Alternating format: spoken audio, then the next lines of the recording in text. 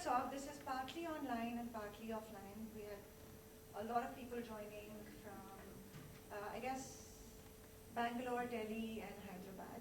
So this is broadly the agenda. There's a lot that we're trying to pack in, so bear with us. I'll spend 10-15 minutes just talking about Revive and blended finance, and then we have some outstanding partners here, really who've done all of the hard work, so I would encourage all of the partners to step in. There's a lot of you that aren't part of Revive, but are doing some exceptional work, so I want to make sure that we're able to hear your experiences and insights. We'll have a quick coffee break. We'll then transition to why blended finance and what's the compliance around it. We also have MSTF, Kotak, SIDBI here to talk about credit guarantees. It is a new instrument that we are hoping to introduce and see if there is widespread adoption by CSR. And then we'll spend some time just talking amongst ourselves. So to get started, and if the online folks could just maybe turn on their cameras for 1 minute so we know who's there. Okay.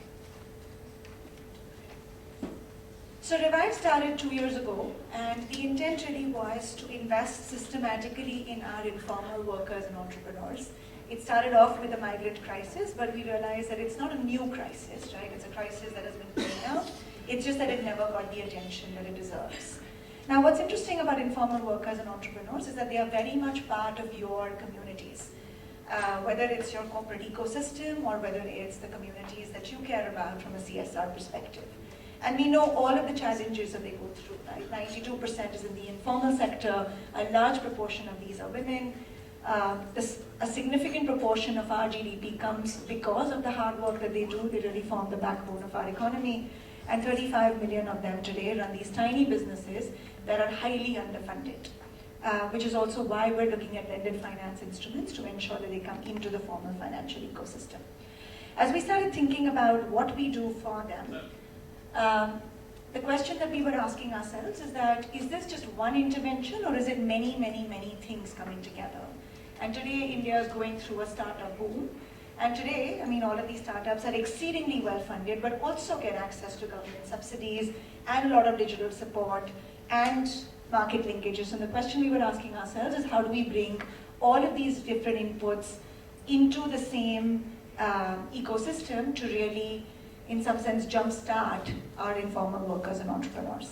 So there are 5 things that we're looking to invest very rapidly. One is long-term financial inclusion. So it's not just, hey, here's money, get back on your feet, but here's money and savings and investments and insurance because they need all of that. Second, not just skills and jobs, but investing in career progression.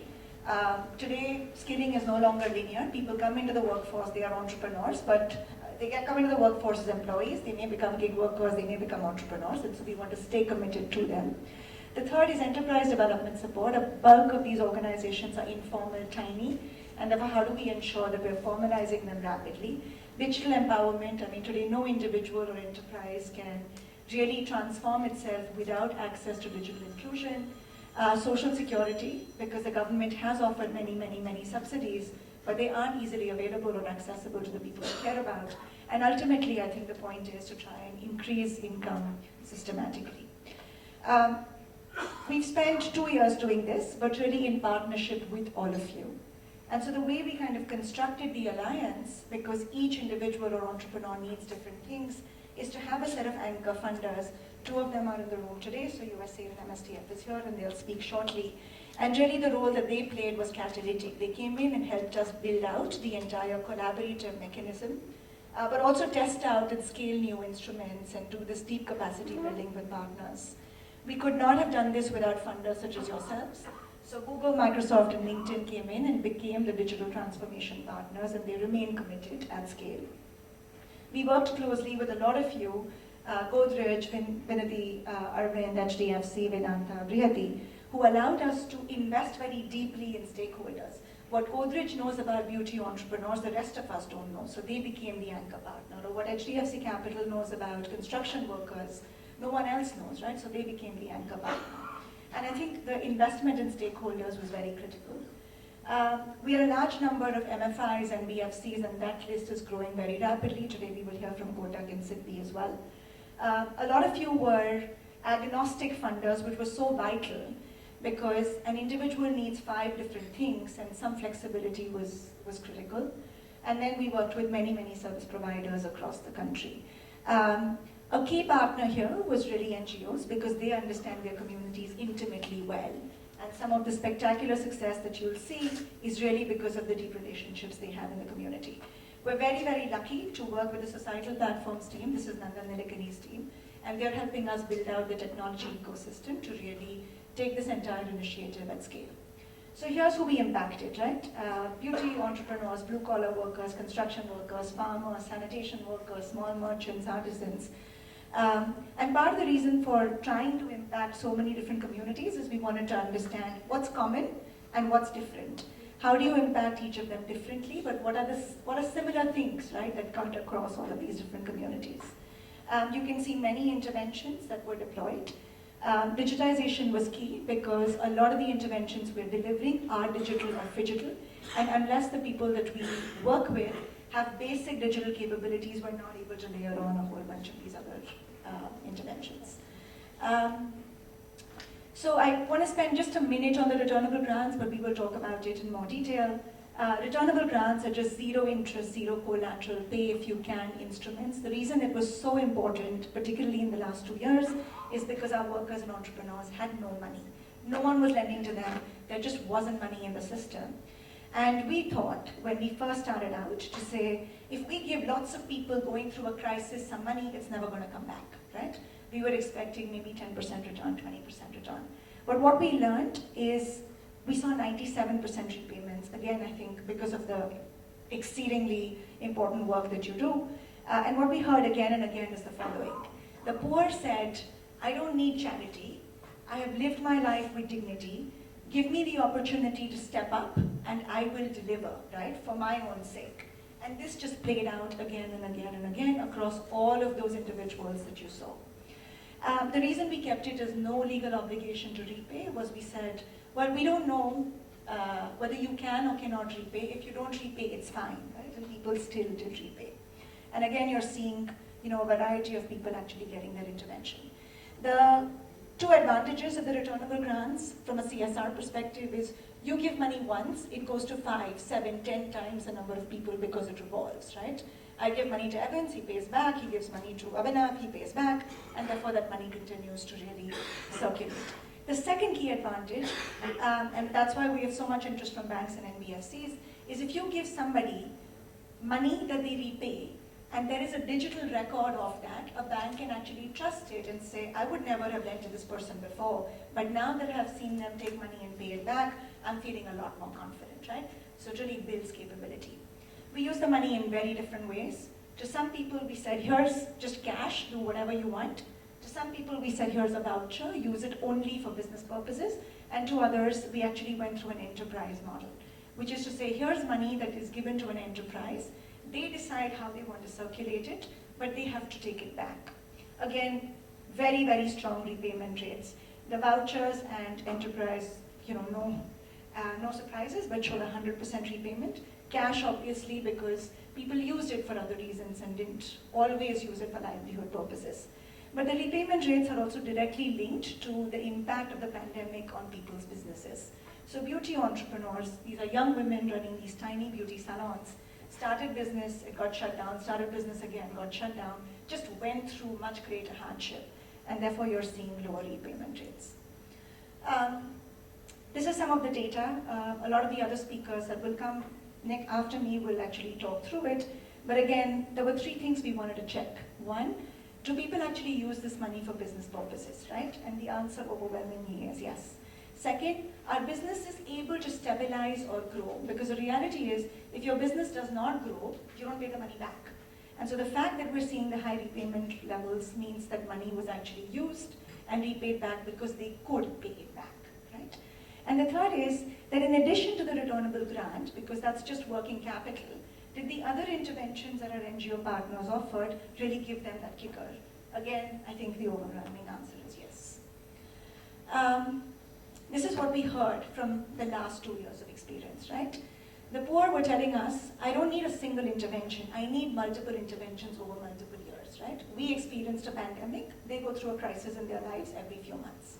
And they said, only returnable grants or only digital tools not enough. Give us a lot more and give us stuff over a period of time, particularly for women, right? You come into the workforce, you drop out, you come back into the workforce, you drop out again, and therefore you need sustained interventions. Second, people said fit for purpose. If I'm a farmer, what I need is very different from Evans, who's an entrepreneur, is very different from somebody else who's, let's say an artisan. And so for each of these communities, again, through our partners, we were able to customize things that were really fit for their purpose, their livelihood, their aspirations. What we heard from partners is that if you have an ambition to go to 10 million people, you need partners at scale. And so today we are working with the common service centers, there are 600,000 of them. We are working with 13 sector scale councils, large NGOs, government organizations, state rural livelihood missions, right? So the intent is really to collaborate with the best, the brightest, the biggest, and co-create this at scale.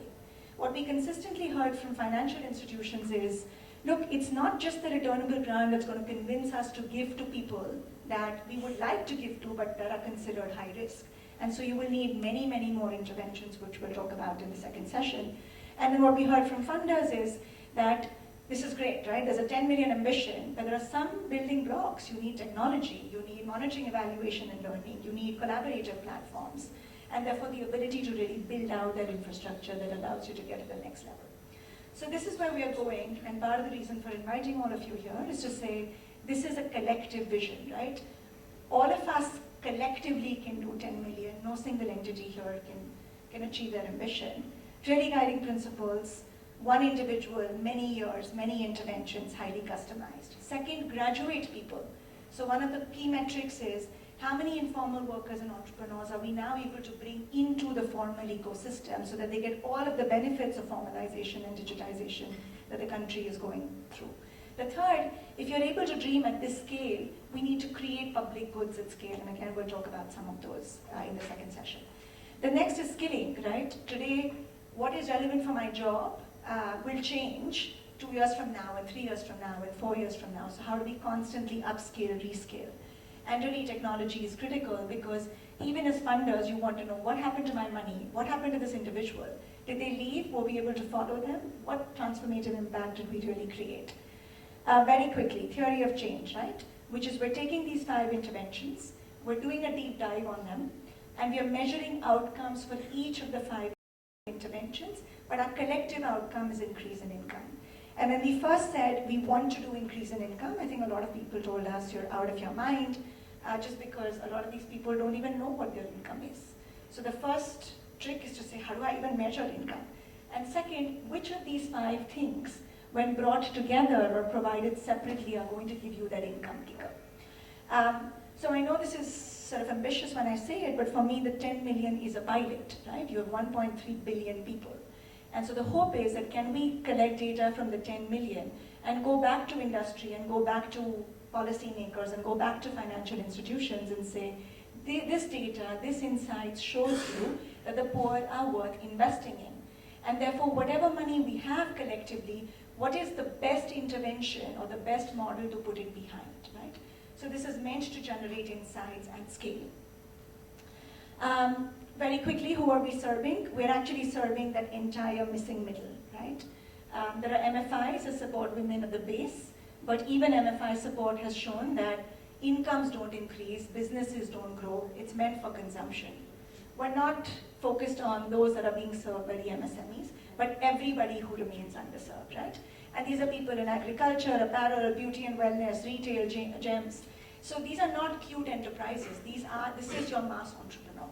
And part of the reason that we're confident of getting the 10 million is when you support a Kirana store outside this window, it's the same as supporting Kirana stores anywhere else in the country.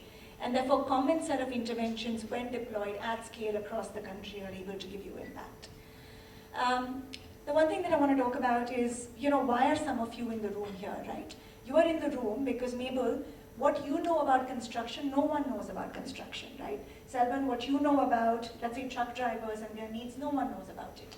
So the hope is that can we co-create these deep partnerships with some of you who know your stakeholders very well, but can we then bring in a Google, Microsoft, and LinkedIn to layer on digital interventions and partner with you? Can we get the banks and NBFCs and a lot of the development agencies to unlock financial inclusion tools at scale?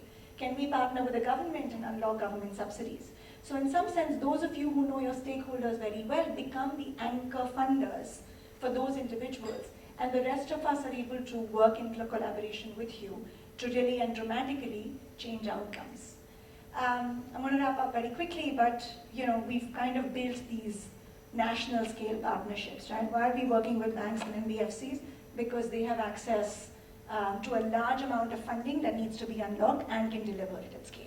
We're working with NSDC, the sector scale councils, to ensure that all of the new stuff, there is a digital passport that's being discussed, but that we're able to scale up, scale, rescale these individuals, and always in line with industry needs. If we don't place them, if we don't retain them, if these individuals don't progress in their career, then this entire thing is sort of defeated.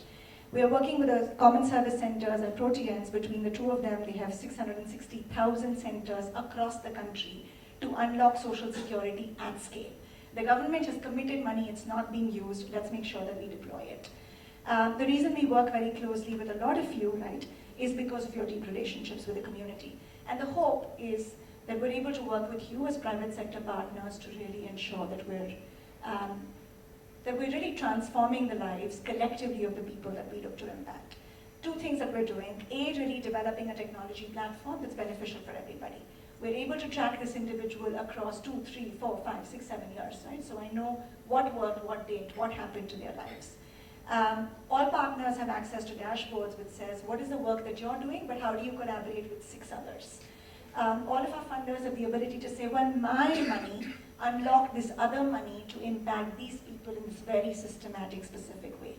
Which interventions work and which don't is stuff that we're constantly measuring, and really the impact, both the social and the business impact. There is a very robust monitoring, evaluation, and learning strategy. This is a learning exercise. We want all of us to not just learn at the end of it, but learn on a day-to-day basis. We're also creating multiple indices, because income is great, but there are other indicators of empowerment, particularly for women, right? We also want to ensure that we're building resilience. We will talk about this in the second session, but I wanted to just introduce this very quickly. One of the core theses of Revive is, are we able to help people graduate? So we may begin with your money being deployed as a grant or a returnable grant, but how quickly can these people now start getting loans, right? And how quickly do they really integrate themselves into the formal financial ecosystem? So think of us as attempting to enable the quickest, most comprehensive, at-scale transition of people who are denied inclusion, and ensuring that we're using the next 5 years to very rapidly move them into the formal financial ecosystem. So I just want to pause. And none of this really would have been possible without many, many, many partners coming together. So what I thought we would do is spend the next 30 minutes just hearing from the partners themselves about why they came in, what was the impact that they saw, and really what are they most excited about as they move forward. So I wanted to quickly begin with Abhinav. You were the first funder. Thanks, Priya. Morning, everyone. I'm happy to be here. Delighted at the turnout. I know some of you at the table, some of you are new faces, so happy to connect, and it's great to be here. I think when we thought about Revive, it wasn't really Revive back there. The first discussion I remember started at the beginning of the first COVID wave, and we were really thinking about how to get livelihoods back into people's life. What was happening at that time, a lot of you heard about migrant laborers and they were migrating back, and a lot of people had lost their livelihoods. There were no means that we could identify at that point in time to make sure that they get access to their livelihoods back when COVID wave went back. So in that sense, it really started as a sustenance fund for us, where we thought about how do we put money in the hands of people for 2 uses really. And we didn't really think about whether it will be a working capital type of a product, whether it'll be a consumption type of a product, but we really thought that there are 2 uses that people can do out of the money that they get. The first one being that they use it for getting back into their businesses, getting back some of the working capital that they need. For example, if I take the example of a beautypreneur or a small kirana store, a lot of their products had expired when the lockdown happened. So just getting the products back onto the shelf so that they can start running their businesses again. That was the first intent. The second intent was that a lot of people needed some money for consumption expenditure as well, given that they had dried up the sources of income during the lockdown period. So really getting them some bit of consumption expenditure so that they can start earning back and then repaying back. But giving a grant, which we had done for a long time, the foundation, I can introduce the foundation, sorry, should have started with that, but let me complete the revive and I'll come back to the foundation in a minute. Giving them consumption expenditure so that then they can focus on their livelihoods was the second thought that we had. But giving a grant was not the only way to do it, because we thought that a grant is a one-time expenditure. That's where we, Umitya, and the Samhita team started the discussion about how we can innovate. And thanks to Naushir, thanks to a lot of other players, we could put returnable grant on the table in a way which was legally possible. Because a lot of this, when we think about it, the first question that comes to mind, all of our minds is, what is the legal framework that this will operate in? What are the guidelines that will govern this? Because such instruments have not been tried earlier. So it was really thanks to all the partners that we could innovate and put returnable grant on the table. Very briefly, if I have to explain returnable grant, a returnable grant is a simple grant that I give to a beneficiary or a customer with no legal obligation to pay back. They have a moral obligation to pay back. Think of it as a pay forward scholarship or a pay forward instrument, where I say that when you have money, give it back to me and I will use it to give a grant to another customer who can then use it for similar or different purposes. Now, we could have got the money on the table, we could have got, and the discussion really started with a lot of gig workers. When I say gig workers, for example, if you think about Swiggy, Zomato, urban company, those were the initial discussions where we started. But we quickly realized that there's a need in the industry as well, where industry was laying off workers. There were individual nano entrepreneurs, and a very good example that we started with was the agriculture cohort or the beautypreneur cohort. Both of them are excellent examples to pick up, where they were directly linked to a particular organization, but their income source has still dried up. So the organization was willing to put up some money, but when they saw the utilization that they can impact multiple number of customers that they had through the same amount of money, that's where the beauty of the returnable grant actually kicks in. And when the team was able to combine returnable grants with a host of other instruments, because as Priya was explaining, in the life of a customer, it's not just a grant that they need. They need various interventions in the form of saying that I need, if I take example of say a Kirana store, I need multiple interventions, multiple motivations to make this instrument a success. A brief example is the digital solution that we put in with the Kirana stores. In that digital solution, there was a part which forced them to adopt the digital solution. There was a part which motivated them then to use that digital solution. And there was a part which gave them a reward for making sure that that digital solution was incorporated in their day-to-day business workings. What it did was, ultimately the theory of change was that because it's a digital solution, A, it will increase their income in terms of sales, and B, it will also then help them do better inventory planning, etc., and help them increase their bottom line as well. So multiple solutions to the same customer, fit for need basis, and my other side with the Revive team is a qualm on this.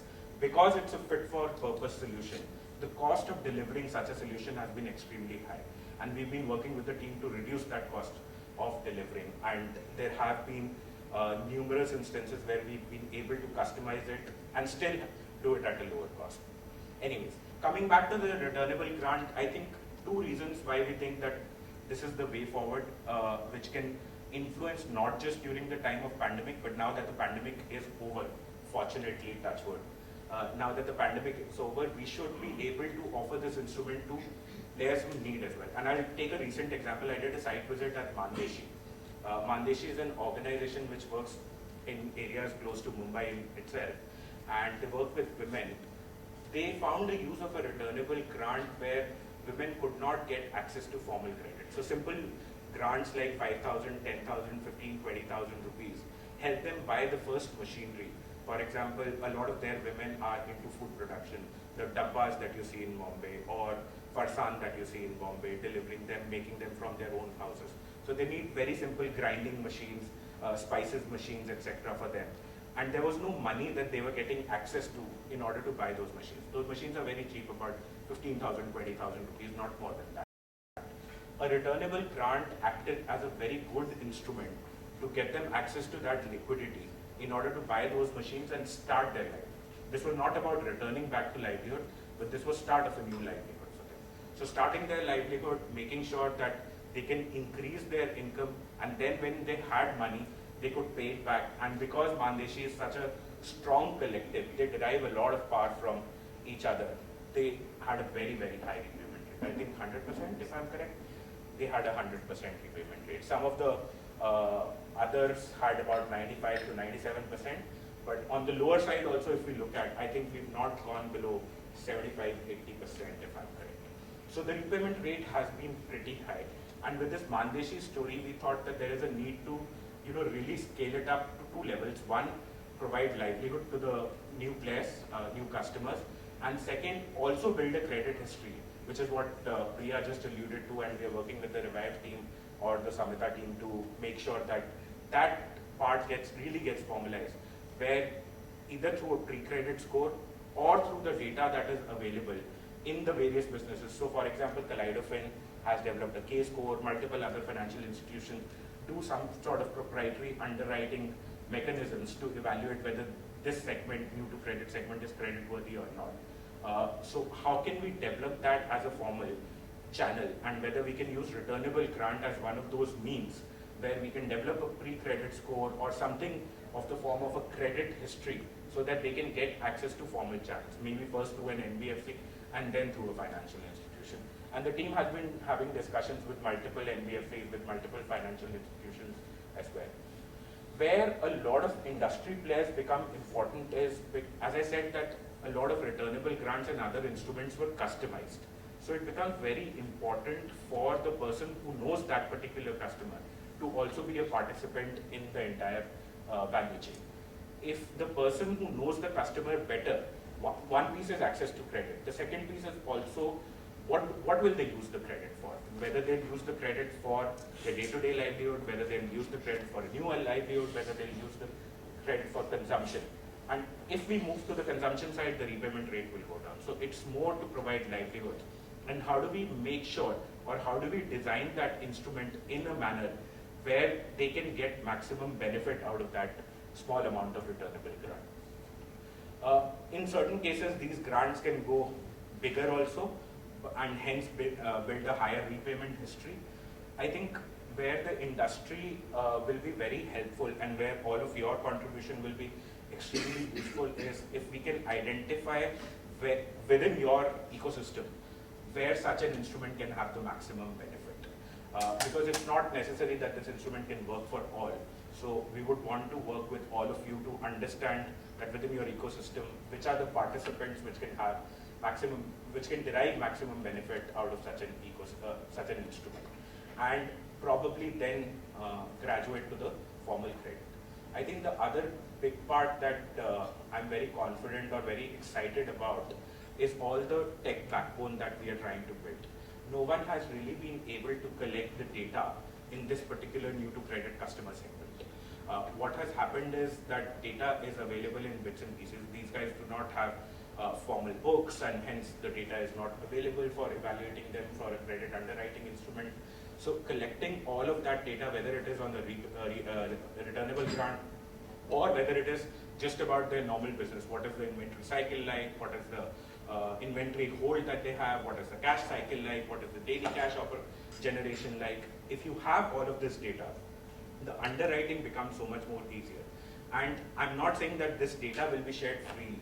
There will have to be a consent layer which will have to be built in, because ultimately data is the owner of the correct owner of the data is whose data it is. So you'll need to build a consent layer, and if it can build that tech platform with all those checks and balances in place and provide access to NBFCs and financial institutions and maybe credit institutions as well, it can be a game changer. So returnable grant, building onto formal credit system to a pre-credit score along with the tech backbone is how we see this scaling up. And I'm happy to take any questions or any.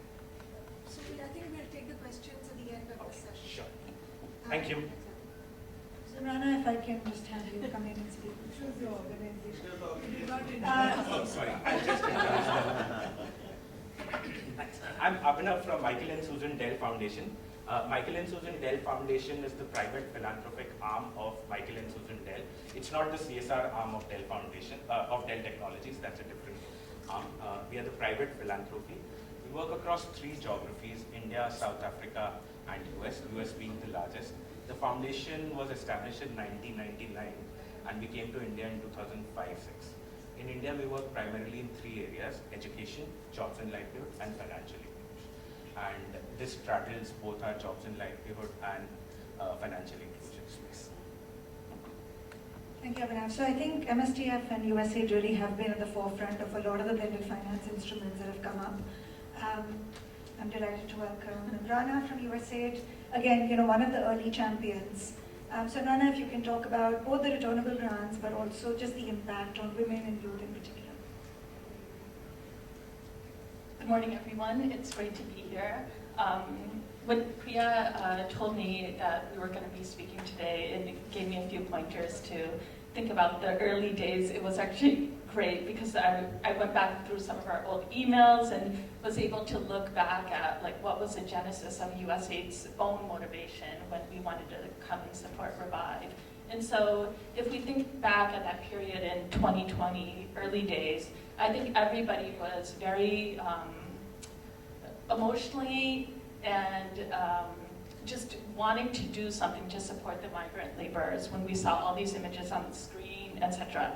And so with USAID, we were already supporting health interventions to help address the COVID-19 impacts, but at that time we also wanted to look at the second order impacts. And with USAID, what we typically like to do, which is what we started to do, is we start to talk to other stakeholders and players in the room to find out what's happening in the landscape, what's happening in India, what's happening, where can we also start to plug in. And so one of those early conversations was with MSDF, who told us about Priya and Revive and Samhita, etc., and what they were going to be doing. And I think for us, what really appealed to this was a few different things. So one is, in addition to the innovation aspect of grants, returnable grants, for us it was also looking at private sector and how we can leverage our relationships with the private sector in India, and looking at supply chains as a whole to really make impact and change, so that way we would be able to help, this would help lead to irreversible changes of income in addition to the other changes that we were hoping to see. The other thing, with us at that time as well, with anybody who's worked with USAID knows that we're a government agency, we tend to work slow. However, at that time, we were able to work quickly. And so for us, within a matter of a few months, we were able to deploy funds, which was unique at that time for USAID. And in addition to that, what was really important to us was what we would call localization. So looking at who are the local players on the ground, who actually understand the issues on the ground and have those relationships. So again, looking back at that time, Samhita was able to already build strong relationships with the private sector.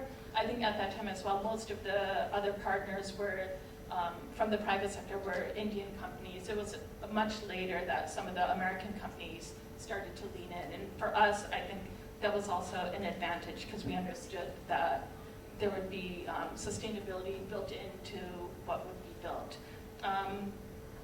But for us as well, something unique with us at that time as well is as an agency and team within the India mission, us across all our different technical offices, we were all brainstorming and putting our heads together on what could this look like, how can we start to plug in. And it wasn't just about the design from that aspect, it was actually in the implementation. And so what we've also done is to introduce Revive to all our other implementing partners. So because a lot of our interventions in this space, whether it's for sanitation entrepreneurs or whether it's for women entrepreneurs with SEVA, for example, or industry. We're providing skilling or helping with the formalization, but they lack the access to finance. And Revive was able to provide that access to finance. And so for us, it's also doubling our own impact because we were able to connect them to our other implementing partners. And not only that, even in terms of our credit guarantees, which Apoor will also talk about, we were really looking at the access to finance piece because for us, we're also looking at it as a continuum of not just grants and returnable grants, but eventually pushing this group towards formal financial institutions. And so with that, we understand that credit guarantees play a big role in helping with that. I know that you'll talk more about that. And just to go in a bit more on some of the impact and success that we've seen, I know everybody tends to look at the numbers, whether it's clients or beneficiaries, et cetera, but I think what we see in terms of the success, it's beyond that. So USAID helped to, well, actually we've supported the documentation efforts of Revive, so in terms of the monitoring, evaluation, and learning plan. And for us, it's not just about the repayment rates that we've seen and that huge success, it's also about the model that has been developed. For us, what we see is that this returnable grant model, it's applicable to other geographies. It's applicable to other sectors, whether somebody wants to take out a loan or a grant in order to cover expenses, whether it's health or education. It's not just a livelihood intervention, and I think that's really exciting for us. And again, the ability that this is able to be replicated in other geographies, that's also exciting for us.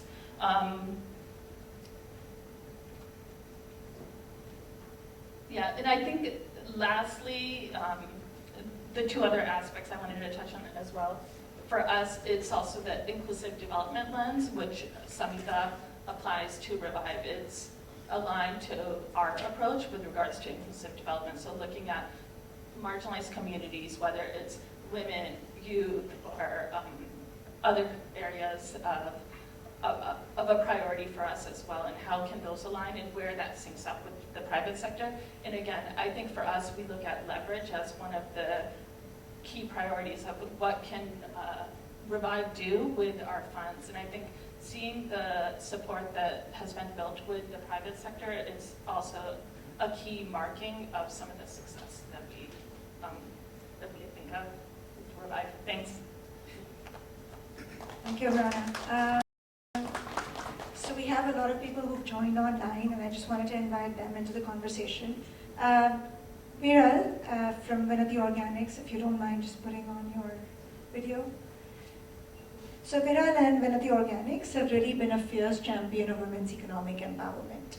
And one of the questions that we were asking is, traditionally before we started Revive, the narrative was, but women are very vulnerable, right? And so will they be able to really take money, use it well, and repay it back? And I know that we've seen some of the microfinance evidence, but the question was that those women who are not part of a group but are individuals, right? The difference in microfinance is you put a group together and you hedge your risk.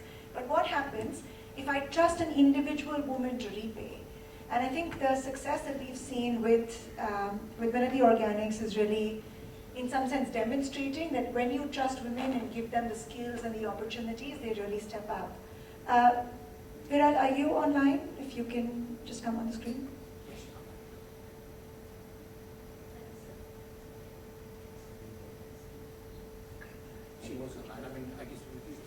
Okay, so maybe let me just wait for Viral to come, and Pooja, I know you are there. So Pooja is from S&P Global, and again, S&P Global, similar to Vinati Organics, very strong and deep commitment to women's economic empowerment, but also rapid financial inclusion. Something we hear consistently is even people who support women in MFIs never support the woman as she goes to the next and the next level, right? It's that missing middle. She does not get the opportunity to go higher up. So Pooja, if you're able to talk about just the work that S&P has done across multiple communities of women. Pooja? If you can hear me? Yes. Great. So I think when we look at the S&P Global and the CSR support and the focus areas what we have, I think one of the key aspect which we kind of really got interested with Samhita is how this renewable grant model has been helping multiple cohorts, and we strongly believed that when we look at powering our communities, I think these are all thriving communities with the greater opportunities. We can actually support more than what we do right now. And one of the closest focus area what S&P has, and currently what we feel that kind of interest us to kind of move ahead with Revive, was the focus area which talks about inclusive economy. And that is one of the second pillar of our CSR right now, and we are very focused where we can actually partner with members like you and many more who can actually strengthen and support advancement of women. And when we had first interacted with Samhita, I think a few years back, when we heard about Revive, and I'm sure if we went back and forth with Anisha and team to understand how this model is going to be really make an impact, how it's different from supporting women with or any other cohort which you pick up, with supporting with one-time payment versus returnable grant, and how is this really making an impact. And I believe we had several conversations, we understood the model, and while it was new to us, we believe that the cohort what we have chosen at the start of the model was we worked with street vendors, we worked with artisans in Gujarat, around 700, I believe, wherein we are right now have this model which we saw how this cohort has been able to really revive their grants and really revive their life in terms of the support which was provided by corporates, many corporates like us. And it kind of built in that trust that this model is really helping. I'm sure a lot of us spoke in the morning about how do we really look at this model and how do we see that this is being more supportive in terms of the numbers, the system what we build in. But I see it in terms of the stories which are coming out, and I'm sure time and again team has been able to bring us the impact what this fund has been able to create in the society. When we started as a pilot just to see how this is going to help, and the impact of this is that we have picked up 2 more Revive projects this financial year, and we are partnering where we're supporting micro entrepreneurs from Maharashtra, and we're also supporting micro entrepreneurs in terms of the agriculture sector, and again these are focusing on women. And these are models which we have chosen just because we saw the impact on the first project what we invested in. And not that we do not support other projects, other cohorts, but we strongly believe that all the discussions what we had in the morning, the amount of support women requires in the community in India is something which we feel that, and other part of the country, is that we feel that we able to actually do our best. And while we are depicting what we've been depicting in our organization by supporting and upskilling our women, we truly believe that we can do the same for our women in the community too. So I feel very close to this project, and I'm thankful that we have projects like this where we can support through different models like this, which has shown some kind of scaling and some kind of benefit. And the returnable grant rate of the amount which is we've been seeing where they've been able to repay back. I think that itself is a positive story, that our funds are being invested and they are in the right track, and we get to reinvest, and other cohort which will have the same story to speak about. So I feel very confident about this project, and that's where we are scaling up, and we look forward for the future partnerships with organization like you and many. Thank you, Pooja. Anika, if I can get you to come in. So Anika, I think it was the work that you do, like very, very deep commitment to the community, which is where we've seen 100% repayment, right? But if I can just hand over the mic. Thank you so much. I'm Anika from Ambuja Cement Foundation. We started off as CSR arm of Ambuja Cements Limited. However, over a period of time, we have been able to grow into a preferred implementing partner for a lot of corporates. I would like to start by saying a big thank you to Revive, because it came at a time when there was no hope, especially for much neglected rural communities, and especially we focus on farmers. So the grant which came to us was about 40 lakhs, which got divided into two locations. One, a very peculiar location, one which is part of Vidarbha, Chandrapur, Maharashtra, and the other one was Kodinar, which is Gujarat. So Kodinar is slightly better in terms of overall socio-economic profile of the people. However, Chandrapur is towards the lower rank. I'll speak about 4 common factors that went into ensuring that this grant reached. Factor number 1 was primarily that the macro level design was common for both the locations.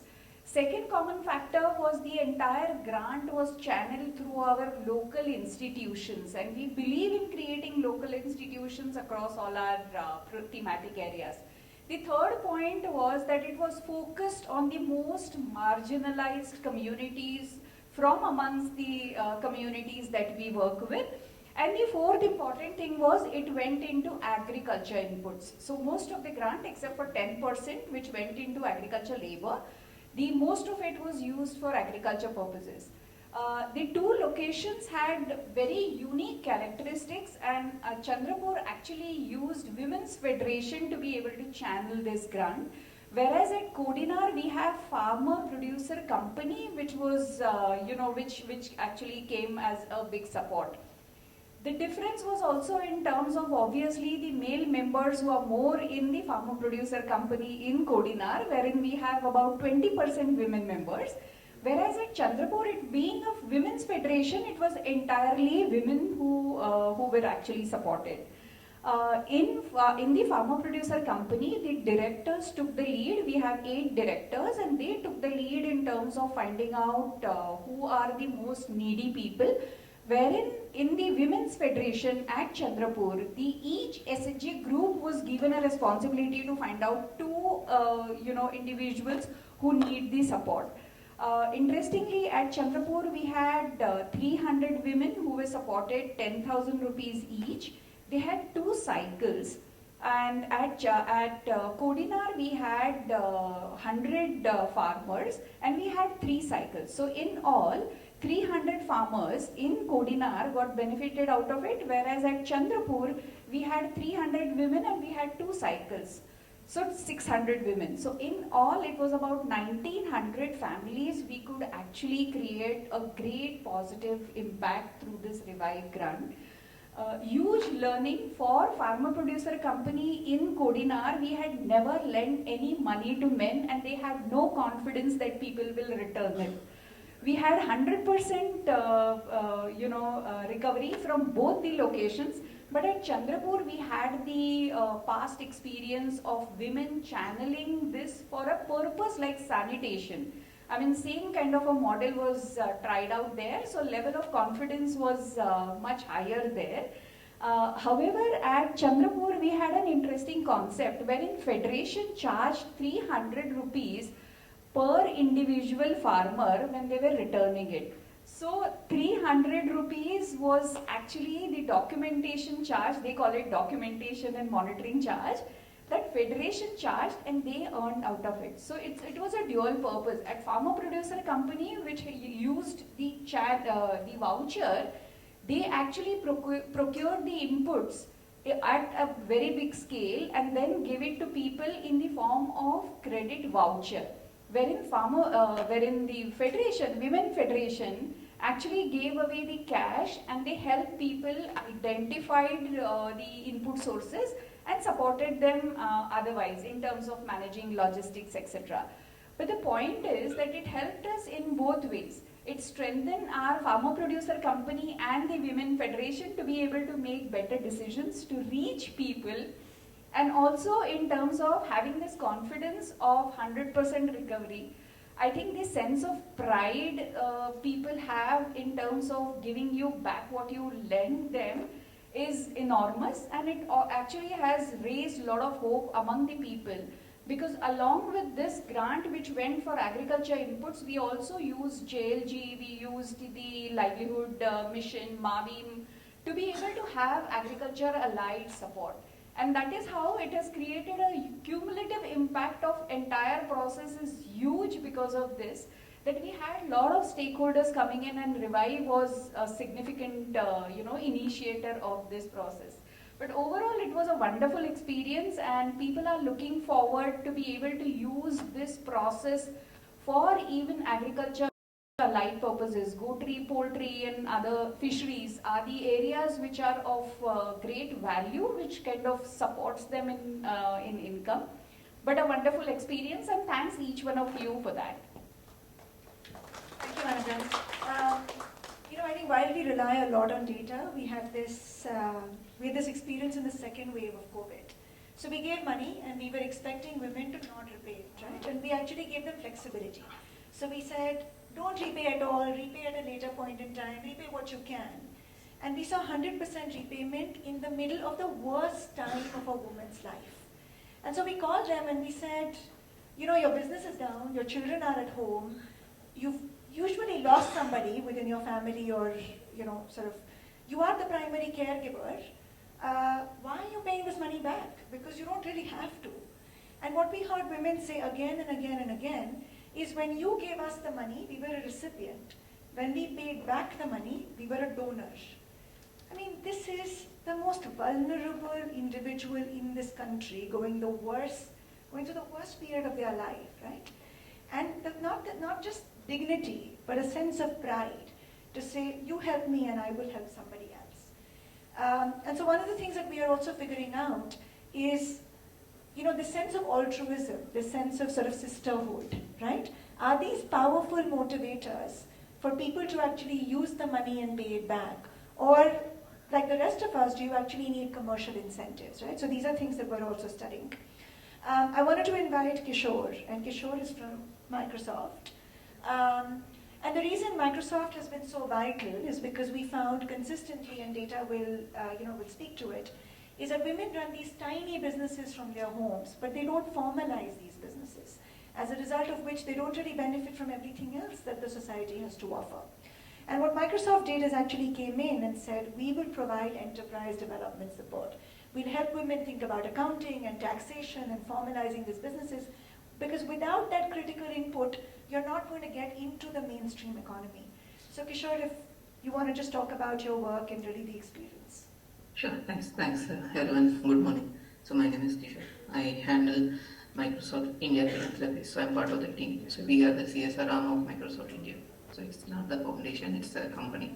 And one of the key areas which Microsoft works is skills for jobs and livelihoods. That's our major pillar. We can say more than 50% of the funds of our CSR we put in skills for jobs and livelihood. And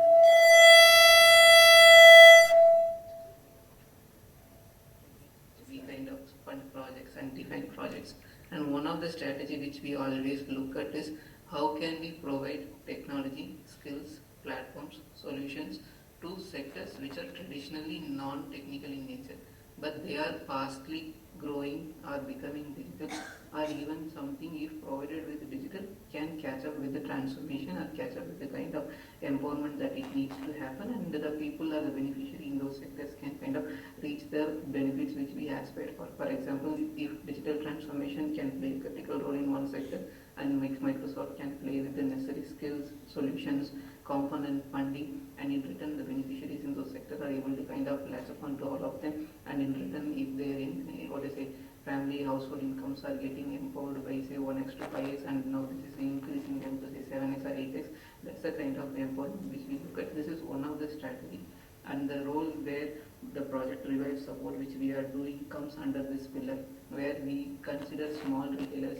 and we look at how can we kind of work with all these small women retailers. I think we have 10,000 of them now in the program, 5,000 from year 1 and 5,000 from year 2, where we look at how can we enable them with all all this digital literacy, digital productivity skills, more than literacy, more on productivity skills, financial literacy, and then not just give them this literacy, but enable them with Microsoft related tools and solutions, bookkeeping platforms, accounting, etc. So that now they are able to catch up onto the digital transformation that happens, and in return they are able to kind of get to know about various digital things that are available in the market and position them. And we are not just looking at enabling all these things and say that now they are empowered, but we are also looking at moving to the next level to say that if Microsoft is offering something called Microsoft for startups, and then we look at Microsoft for medium and small and medium enterprises, then we say how can we move them all from this segment to that sector.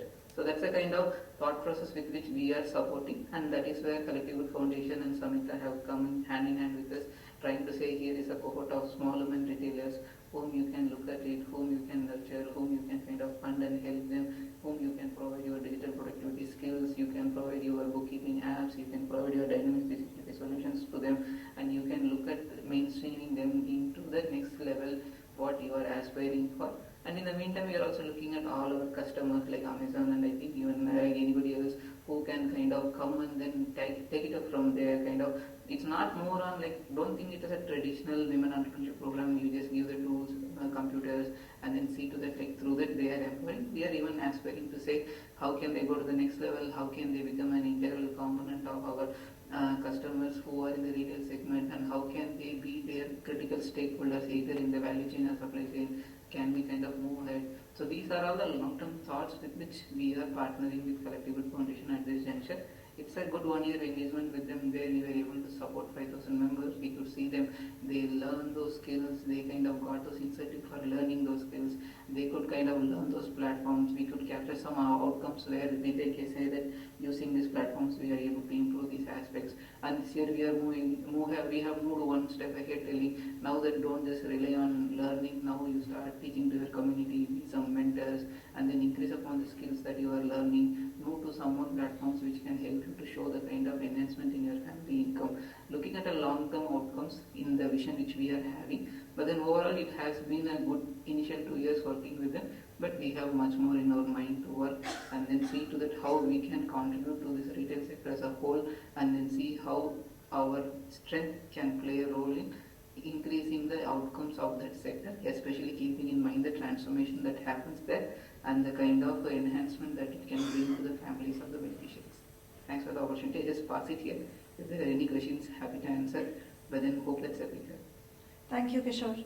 I just want to spend 1 minute actually taking forward from where Kishore left off, and I think Abhinav alluded to it. So we actually supported a large number of retailers, and we did something very simple. We gave them a 1,000 rupee returnable grant to adopt a POS device. We saw 100% repayment, but what does the POS device do, right? The POS device enables them to go from cash transactions to digital transactions and actually build out, like Abhinav said, the inventory, what Kishore said, really the capability of the business. Now what happens when they digitize their businesses? Actually banks are able to lend to them because now you've gone from a book which is invisible to the bank to now a book that you can actually see.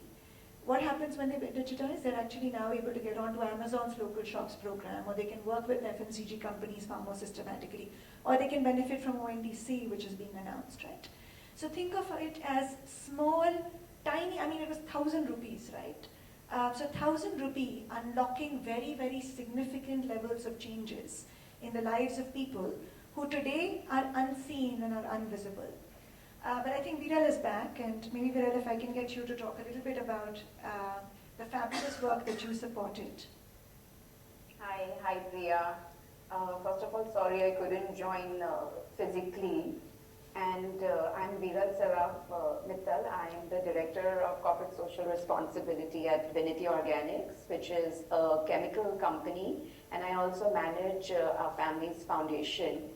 And I would like to first start by thanking Samhita and Collective Good Foundation for the work that they are doing with Vinity Organics in Maharashtra. We've partnered up with the Collective Good Foundation for the implementation of the HERS program, which stands for Health, Education, Revive and Skilling, which is their flagship program designed to stimulate the agency and empowerment of women and girls through a range of interventions like promoting higher education, good health and sanitation, development of vocational and life skills training for over 5,000 individuals. Through this partnership between Vinity and Samhita, the program will also help to revive the livelihoods of over 2,000 women entrepreneurs, farmers and artisans in Maharashtra. And to answer your question, Priya, we chose to use returnable grants instead of regular grants because of the multiplier effect that it has, which has helped us to deepen our impact and reach more women entrepreneurs in need. For example, just imagine giving a contribution of 5,000 rupees or 10,000 rupees to about 2,000 women, and these women have an option to repay the loan. So far in our experience, we've had 100% repayment by these women, and through those funds, we are now going to impact about 2,000 women more. And hopefully this cycle will go on and continue for the next few years, and this way we can reach like tens or 20,000s of women, and that is our ultimate goal. So in my opinion, returnable grants of the Revive program is a brilliant formula to create more of an impact, and I'm very proud to say that we were one of the initial supporters of Revive, and I thank Samhita and Collective Good Foundation for guiding us through this process. Thanks, Neera. I think Sagarika from Godrej is not able to join, and neither is Nikita from Google. But Google, for example, is supporting 900,000 young people with digital transformation tools, right? And again, like I said, as we look to move this largely non-digitized, non-financially supported ecosystem into the formal ecosystem, basic digital tools, safety, financial literacy is vital. So I just wanted to take a pause. This is a glimpse of some of the funders and partners that we've worked with. But a lot of you in the room, for example, have been funding skilling and livelihood programs for years. So I think any questions, I think we and the speakers can answer those. But also I wanted to invite some of you to come in and just talk about the potential to really take the people that you're already supporting, maybe with these tools or instruments or partnerships, and envision just a better, far more catalytic really impact in terms of the work that you do.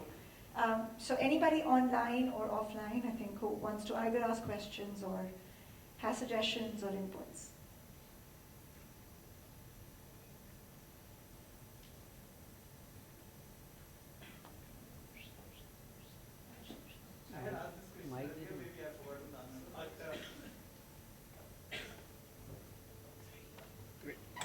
Yes. So basically, how does returnable grant work with CSR money? Because I presume that CSR money is to be spent in a particular year, and when it comes back, how does it work? And second thing, which maybe I wanted to ask, that what is the cycle length? When you said 2 cycles and 3 cycles, how many months or years that cycle? So we went by agriculture season. Yeah, and I think that was the beauty of the model, right? So with farmers, we said, here's money at the beginning of the sowing season, pay back after you sell the harvest. Whereas with the street vendor, we said, well, you can pay many times during the month because it's a day-to-day cash business. With people that we're skilling, we said, here's money, go take a skilling loan, pay back once you get a job through monthly installments. So the fact that it was highly customized to the needs of each individual is really where we saw repayment. Do you want to add? No. Okay. So the question around how returnable grants work, Noshir, who's my expert, will get there in like 20 minutes. So maybe I don't want to call upon somebody, but Salman, I know that maybe we'll start with you. I have a question. In terms of most of the grant making is usually done through groups. So when you transition from groups to giving it to individuals, you obviously need to have some service delivery mechanism. And what are the terms of reference? Like you work up with the individuals. How much is on paper? How much is verbal? How does that work? Annika, you want to give? Yeah. So with respect to the SHGs, it wasn't individual. We still worked with, the federation worked with SHGs, the self-help group. So the responsibility lies with the SHG for the repayment. With respect to farmer producer company, it was an individual that we considered, and it had a proper record of who took what and how did they utilize. And especially because it went with farmer producer company, it went through a voucher, credit voucher. It was one voucher per farmer. I was just thinking, maybe in terms of beauty or grocery, where there isn't an organization. Yeah. I can add to that. I think you're right. When you go from collectives to individuals, it becomes difficult. And that's where the partners really come in, whether it is the implementation partner or whether it is the partner through which the introduction is happening. You asked specifically about beauty. Godrej knew their customers very well. These were already associated with Godrej. So having that partner in the middle who knows the ultimate individual better than what Collective Good Foundation or Samhita will ever know. They can only work on the data once the data comes in. But prior to that, the association with the partner has been a long-standing association. Whether it is a business relationship or whether it is a community development relationship, such as in the self-help groups, etc. They've been known and they've been associated with those groups for a long time.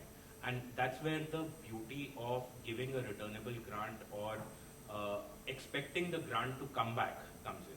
Because if you go out and give it to individuals, I'm sure the repayment rates, when we had conceptualized this, we thought even if 30-35% comes back, that will be a high repayment rate because we didn't know what will be the level of delinquency at that point in time. But seeing such high repayments rate and having the wisdom of hindsight, I think it's the partners that have helped that high. And just to add, Mabel, we actually have an NBFC partner very often in the middle who does all of the KYC checks. Money is put into the bank accounts of the individual. As much as possible, payments are done digitally. And that's for two reasons, right? One is we want to be able to track, but more importantly, we want them to build a credit history. So when I go to Kotak Bank or anybody else or NBFC, they're able to see what money came in, how it was used, whether they paid back on time, etc. Sagarika is here. So anybody else who wants to come in? Otherwise, I quickly wanted to turn over to Sagarika from Godrej. Sagarika, thanks for joining. You are one of the first supporters of Revive, and I think everything that we've done with beauty entrepreneurs, we really co-created with you and your partners. So if you want to spend just a couple of minutes talking about the experience through your lens, through the lens of the partners and the women that we impacted. Thank you so much, Priya, and thank you to you and to the team for inviting me. Very sorry I'm late. Terrible traffic and a series of unfortunate events today. Otherwise, I would have also been there in person. I think I want to start with just saying that Godrej Consumer Products has been investing in women entrepreneurs who are working in the beauty and wellness sector now for about 10 years. And in this time, our understanding of our partners and through our partners of the communities and the entrepreneurs we are working with has grown. I think I joined just as Abhinav was mentioning, and thank you, Abhinav, for giving us that credit. But I think a lot of that has come from the implementation partners that we work with. Their understanding of the communities and of the entrepreneurs that we are investing in. Also, if the camera can pan to the participants, because it's very weird at looking at myself there. Thank you very much. Right. So I think over a period of time, we've in any case been investing a lot in life skills, in financial literacy and digital literacy. And in fact, a couple of years before that, we had also experimented with entrepreneurs, providing returnable grants to entrepreneurs in the construction sector, which Samhita was aware of, and that's our association goes back several years.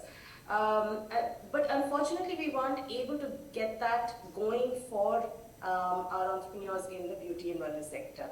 So Revive really helped us access a ready-made platform where there was an aggregator like Samhita bringing all of us together. There were NBFC partners that they had already identified, worked with, shortlisted and worked with, and a lot of the basics were worked out. For us, joining Revive made a lot of sense because we knew that the support that we were giving to our entrepreneurs and our model, we handhold our entrepreneurs for anywhere between 9 to 12 months. During this period, there's a lot of basic focus on just business management and some of the skills that all of us understand that nano micro entrepreneurs need to be aware of to access better. But what we felt was the challenge, was the gap, was really to help some of the, say about 1/3 of each cohort that we worked with, springboard into the next level. That we weren't being able to manage, and that could only happen through access to finance. And we weren't being able to do it for a variety of reasons. We tried with Mudra loans, of course. We tried with other NBFC partners and tried individually with specific partners. But for a variety of reasons, that was not working out. Some of which were actually reservations that our entrepreneurs had themselves. Some of which were systemic, structural issues. But all of that got resolved with Revive. With Revive, we had close to 500 entrepreneurs across 4 implementation partners that, again, we worked with for several years. So we chose implementation partners with whom we had a very close values alignment. We trusted them completely in terms of their understanding of the entrepreneurs and their being able to shortlist entrepreneurs who would in any case, who had already shown a lot of promise, but also who, it's important to remember that all of this was happening just after the first lockdown in 2020. In any case, there was a lot of reservation and hesitancy that communities had in taking on a formal sector loan, and that's how, so there were a lot of these softer barriers, really, that we had to overcome, and our partners were able to help us do that. And identify entrepreneurs who would be able to, who they felt had the risk appetite. Because let's face it, at that time, many of these entrepreneurs were earning probably an average of 1,000 rupees a month. And that after, say, 3 to 4 months of not having earned anything, where many of their savings were wiped out. So it was a big deal for them to take on any loan. And so finally, after much discussion with our partners, with Samhita, what we decided on was that we'd provide returnable grants to about close to 500 people. The loan range would be between 5,000 to 20,000, very small loans, and depending on the actual loan that they were taking, EMIs were between 500 to 2,000 rupees per month. We also provided a moratorium. In fact, we provided 2 moratoriums. One was right at the beginning when the loan was given in starting November 2020. But then again, another moratorium was given during the second wave in 2021, taking into account the situation on ground. I think the results speak for themselves. About close to 82% of our entrepreneurs have returned. In fact, we are now in the 3rd cycle of providing further loans using that initial seed fund that we had committed to Samhita. We've seen that our entrepreneurs have been able to take their income from about 1,000 rupees, average 1,000 rupees at that time in roughly October, November 2020, to 13 to 16,000 rupees per month, and that's an average again. I think about 1/3 of the cohort have been able to hire another person, which again speaks to how their confidence in the business. And I think almost 50% have said that they are now open to taking loans from the formal sector. So yeah, I mean, overall I think it has been an amazing experience for us. We've learned a lot through this whole process, and we've also been able to provide some value to the entrepreneurs we've worked with. And then a lot of this has also come with further, I mean, obviously, like Priya mentioned, digital literacy has been key to it. We have insisted, almost I think 90 to 95% have made all payments digitally, with some few exceptions here or there, if and that too probably right at the beginning. And everybody else is sort of learned to make digital transactions. So yeah, I'll pause there in case there are any questions or thoughts. Thank you. Thanks, Advika. Any questions from anybody? Otherwise, I quickly wanted to go into the break. Okay. So just want to say two things. One, returnable grants was an experiment in the middle of a pandemic, right? What it's leading to, and we'll get into that in the second session, is to say how do you actually unlock formal instruments to get them to the next level. The second thing is to say returnable grants are not enough. And so how do you bundle them with digitization and skilling and enterprise development support and market linkages? Because if you want to get them to the next and the next and the next level, because they are as aspirational as all of us, that you need this entire integration to come together. And that's what we'll cover in the next session. So there's tea and snacks. I think if we can take a 10-minute break. I just request everybody online to stay on for the next session as well. We're going to have some sort of very cool speakers talking about the next innovation that we're doing. So yeah, enjoy the break, and we'll see you soon. There are washrooms at the end. There's tea right there, but I hope you can also mingle. So 11:10, if we can come back. Sorry, so we're just coming back.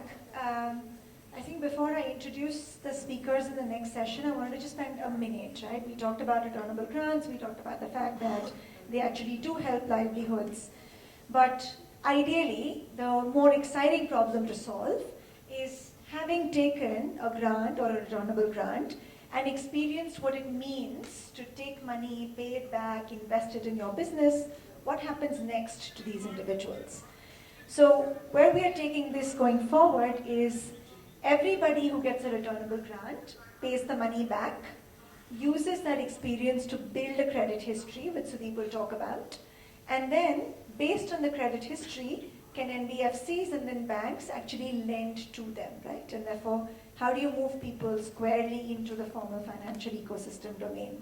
And different kinds of capital is needed at different points in time. CSR money can support grants and returnable grants. CSR money can also support interest subsidies and credit guarantees. Philanthropic organizations can come in and facilitate those partnerships, and then NBFCs and banks and the government can come in, right? So it's a nice set of partners where people are handing over a set of participants to the other, and you're really enabling this financial inclusion. I'll just spend a minute on this and then request the speakers to do a deep dive. But returnable grants, like we said, zero interest, zero collateral, pay if you can obligation, ideally given to people who will never be supported by an NBFC because they are too new, they don't have, the businesses are not yet stable, they don't necessarily have the credit history that's needed, right? So the returnable grant comes in at a moment when you are being primed to take debt. So it's that one step before. To people who actually can qualify for NBFC loans, we want to ensure that we're taking all of the data from the returnable grant and from all of our interventions, co-creating an alternative to the current credit rating that NBFCs and banks use, bundle that up with a credit guarantee, because it's not like I can go to Kotak today and say, hey, just trust that these 10 million people are going to be good borrowers, right? Kotak's going to say, well, I have some data, but I will have to see the first loan to really understand whether they're credit worthy or not. And that's where a credit guarantee comes in. And the way we're structuring that is to say, hey NBFC or Kotak, here is money. We are covering part of your risk, But if you fund 25,000, 50,000 artisans, or 50,000 farmers, or 50,000 retailers, 50,000 is a large enough number for you to build a risk model to trust that this segment is worthy. At the end of 50,000, if Kotak is convinced that this is a set of segment that's worth lending to, you can remove the credit guarantee and then they can scale up the intervention, right? So think of all of these instruments as being A, compliant with regulation, B, being catalytic in the lives of the people that you're really supporting, and C, most importantly, the ability to convince the formal financial ecosystem while covering their risk to say they are credit worthy. And the last thing that we're doing is we're not only giving access to credit, right? The same set of individuals also get digitization support and market linkages and skilling. And so the hope is that the set of participants that come through this ecosystem are much better borrowers than the average person who walks into the bank branch. So what we are hoping to do collectively is to say, can CSR and philanthropic money, A, take away as much risk to allow banks to build risk models and invest systematically in the capabilities of these borrowers to not just repay, but be much better entrepreneurs going forward. So I'm hoping, and Tapobrat will also talk about it a little bit, that ideally we would like to see these borrowers start with 50,000 rupee loans, graduate to loans without credit guarantees, and ideally do much better in their growth compared to the regular borrower, right? And that's really where we're also putting in the monitoring, evaluation, and learning data. So with that, if I can turn over to Apurv, and Apurv, if you can talk about a little bit about the pay for performance as well, and your experience with credit guarantees. Thanks so much, Priya, and lovely to be here. Nice to meet some familiar faces, and nice, look forward to meeting the rest of you as well. So I think Imrana talked broadly about, how, what our motivations were for supporting Revive, how we've done that over the last couple of years. Let me take on what Priya mentioned specifically on credit guarantees and why we think that's a very important tool in creating impact. I think almost everyone here, we're a grant-making organization. We don't do debt or equity investments. We do pure grants. But over the last 10 to 15 years, we've realized more and more that what we invest is not going to be enough to move the needle on some of the big development challenges in India. And we've started looking at models where we can actually stretch the impact of our dollar. How can we do the same thing with $1 that we were earlier doing with $10 or $15? And that's where I think instruments like credit guarantee play a big role. So we've done different types of credit guarantees over many, many years. I think this product has been in our toolkit for almost 30 years now. But in India, over the last 10, 15 years, we've worked with over 30 financial institutions, mobilized close to $1 billion to underserved segments through these credit guarantees. We currently have a portfolio of about $500 million stretching over 14 financial institutions right now, all different sizes, banks, large NBFCs, mid-sized NBFCs, small NBFCs or microfinance institutions. Really, lending to all the development areas that we focus on, which is health, climate, agri-tech, water and sanitation, women's economic empowerment. So how does this product or instrument really work? Essentially, we sit down with a bank or an NBFC and say that, this is an underserved segment that you are not currently catering to or lending to. But we think that there's merit in you building market here because we think the perceived risk here for you is much higher than the actual risk, and we know and understand that market.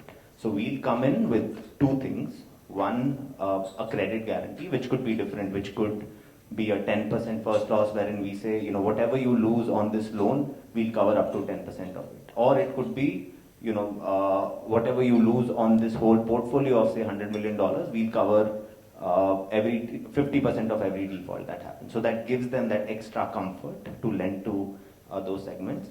We combine that with technical assistance and other things that Priya and Abhinav spoke about, which are very important and critical to really, which could be educating financial institutions, but also working with enterprises or individuals on their own business digitization, enterprise capacity building, and things like that. So that's how that model works, and we've actually seen that model being successful, and that's what I want to maybe close by really quickly saying, why should we as philanthropic donors, and all of us are philanthropic donors, be looking at the credit guarantees as an instrument? So I think one is very simple math, where every dollar or rupee that we invest is now actually leading to mobilizing or actually putting $10 to $50 or 10 rupees to 50 rupees on the ground for the same intervention. And not just for that not just the 10 to 50, but if you're actually able to change behaviors and to change, to make the financial institutions realize that this is a market for them, it can go much beyond that. So beyond the credit guarantee you provide, I think that sustainability becomes, if they're able to lend sustainability to that segment, it goes beyond that, first 10 or $50 mobilized out of the fund dollar.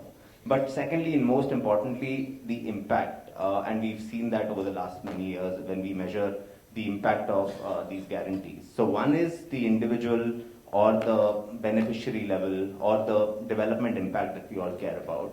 So we've seen through our credit guarantees, direct impact on incomes of marginalized communities. We've seen direct impact on businesses and their own sustainability. We've seen direct impact on other things that we track, like greenhouse gas emissions, renewable energy capacity installed, the number of people with access to clean water and sanitation facilities, and so on and so forth.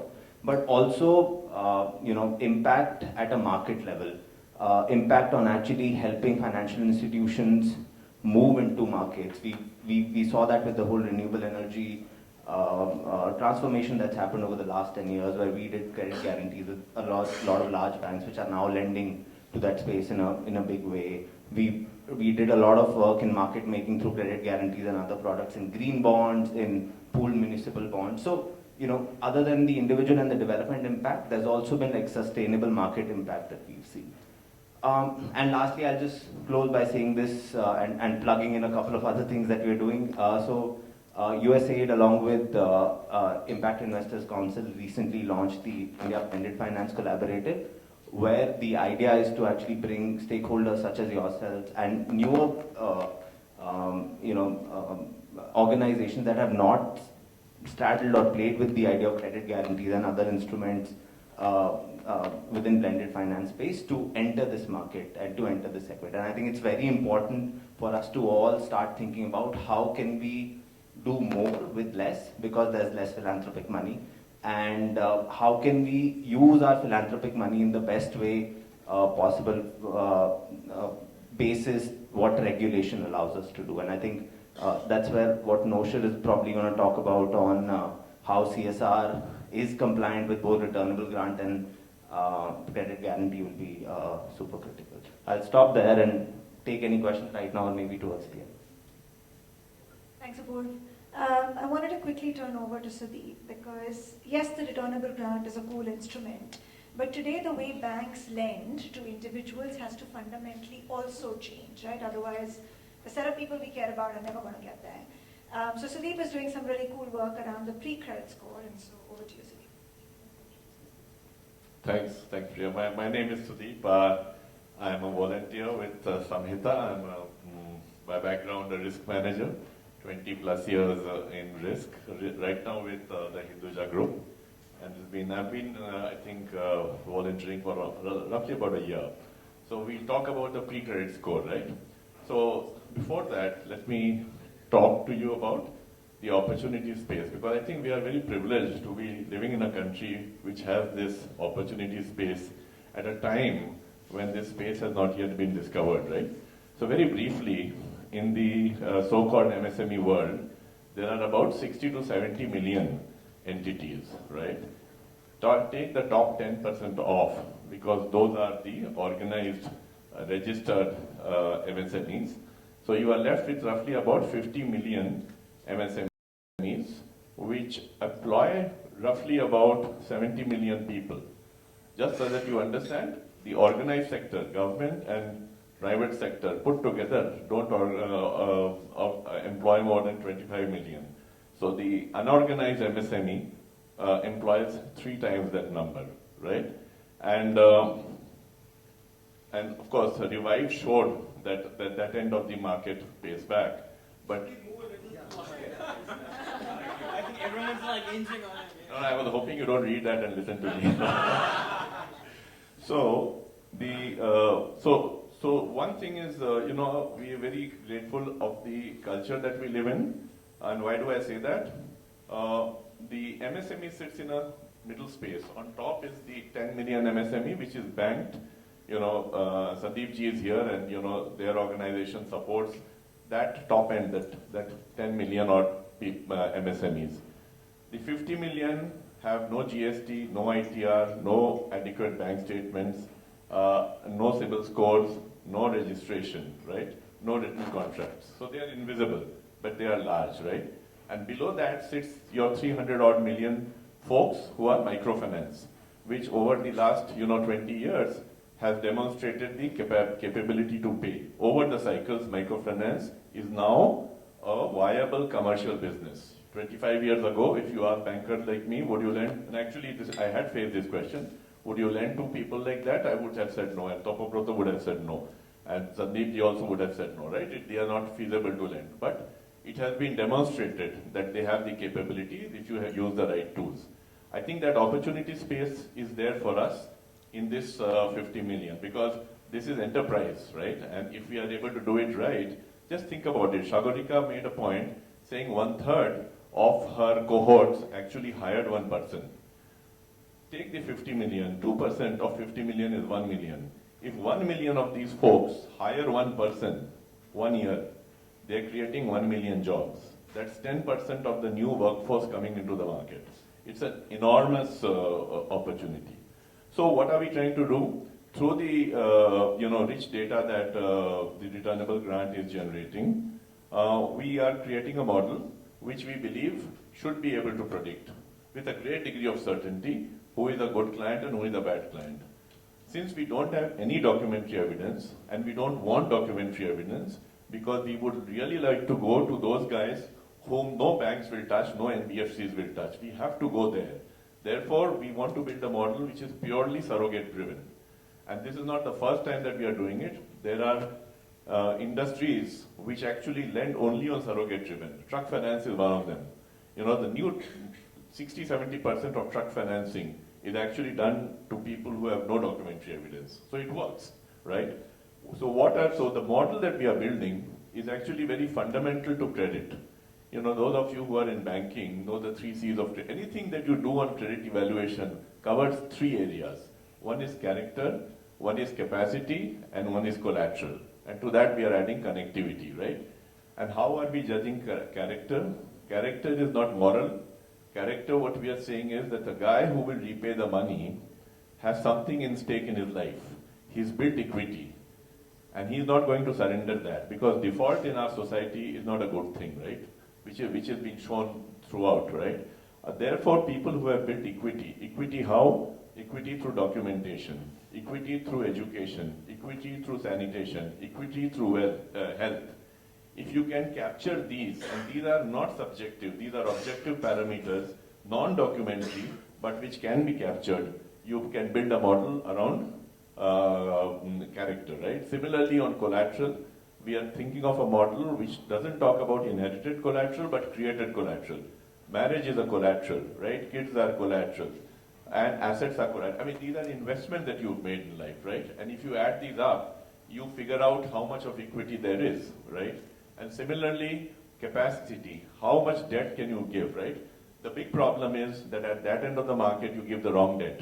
And therefore, you create consumption rather than deployment. So we will look at capacity, and look at capacity in a way which is triangulated. So that if somebody is fibbing, we will have a ability to figure out that, hey, this number doesn't work. So we will talk about capacity and connectivity. I think the smarter folks, hopefully, are the ones who are better connected, right? So with these 4 parameters, we should be able to, and then we will validate it, because we'll go to the banks and say, look, getting you a first loss guarantee, maybe it's 10%. We will give you a model and we will work with NBFCs who buy into this philosophy. And I think with this due diligence, I can put my hand on heart and say that we will be able to beat that 10% number. And progressively, as this model enriches, that 10% default will go to 5 and 4 and 3 and 2. And once we reach 2%, we are home, because that's a commercial number. So that's really the whole impetus, and I think we are very privileged. And I must thank Samhita for giving us this opportunity. I'm sure working together we will succeed. Thank you. Thanks, Sudeep. If I can go back to the previous slide. So what you're seeing right now in all of these conversations is, a set of individuals who you've given returnable grants to, but you've also given digital tools, and you've also done skilling, and you've also done government schemes. So we know, for example, let's say I was offered 5 things, I took 2. Let's say Sudeep was offered 5 things and he took 5. That says something about him, right? So what we're attempting to do is to maximize offerings to individuals, but also collect data on their behavior and their performance on these interventions, to then go to banks and financial institutions to say, do you now trust this person? It's not based on, I like this person. It's based on just data that we are proving. Ashwini, I think you talked about the fact that ultimately the success of this lies in not funding 10 million random people, but 10 million people who want to do the right thing and who want to progress, right? So some of the work around the pre-credit score, or the reason for working with deep partners like ACF, but also private sector, etc., to say, you know these individuals, you've been transacting with them for years, and therefore can you take the top quartile and then really empower them with all of these tools, right? So I wanted to quickly go to Noshir, because none of this would have been possible without him. I do want to tell you a small story. So back in June, July of 2020, I was talking to Rahil, Abhinav's colleague, and saying, not your cousin, that, do these returnable grants work, right? And I think it was a 45-minute conversation with Noshir. And we had an instrument that hadn't really been used at scale. And Noshir was able to say CSR compliant, FCRA compliant.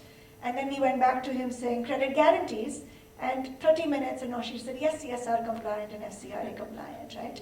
And so I think, to Noshir's credit, he's one of those individuals who doesn't just understand the sector intuitively, right, and thoroughly, but is able to come up with creative solutions to say, how can the power of our resources really catalyze all of these resources for a set of people who, we should collectively care about, while always staying at the right side of the law, right? So thank you, Noshir, for being such a champion, but I wanted to quickly hand it over. Agree more. Thank you. Hey guys, thanks. I must say, in my professional career, which now spans almost over 3.5 decades, I've done a lot of things, but nothing has felt more challenging, at the same time fulfilling, than Revive. I'm saying this hand on my heart. Because I've always been one who says, I love challenges and I love to crack it. And I have, God alone knows, the most complex issues people bring to me at the table, and I say, there you are, we cracked it, and to see that smile on people's faces. But to, through the Revive program, see the smile on so many faces which I will never see, but just knowing that that smile has been put at the most critical hour that this world went through, when everything seemed so hopeless. For Priya and her team, for Samhita, Collective Goods Foundation to come up with that, very creditable. And in fact, in a sense, I feel privileged to be a small part in playing an enabling role, if I may say so, because actually all the hard work is done by Priya and her team. I can take no credit in that, putting my sleeves up, and that's all their hard work. They have burned the midnight oil on that. But yes, so I think we started out just now with somebody saying, is returnable grant CSR compliant? I understand the concerns of the company, because I now tongue firmly in cheek say CSR is no longer about corporate social responsibility. It stands for comply strictly by rules. C is comply, S is strictly, and rules. So from the days of Bhaskar Chatterjee, who said show and shame, you know, even if you can't do CSR, just give reasons why you don't. Now you have to give reasons, and if you can't, then there are lots of government funds that you can contribute to. So we don't want that to happen.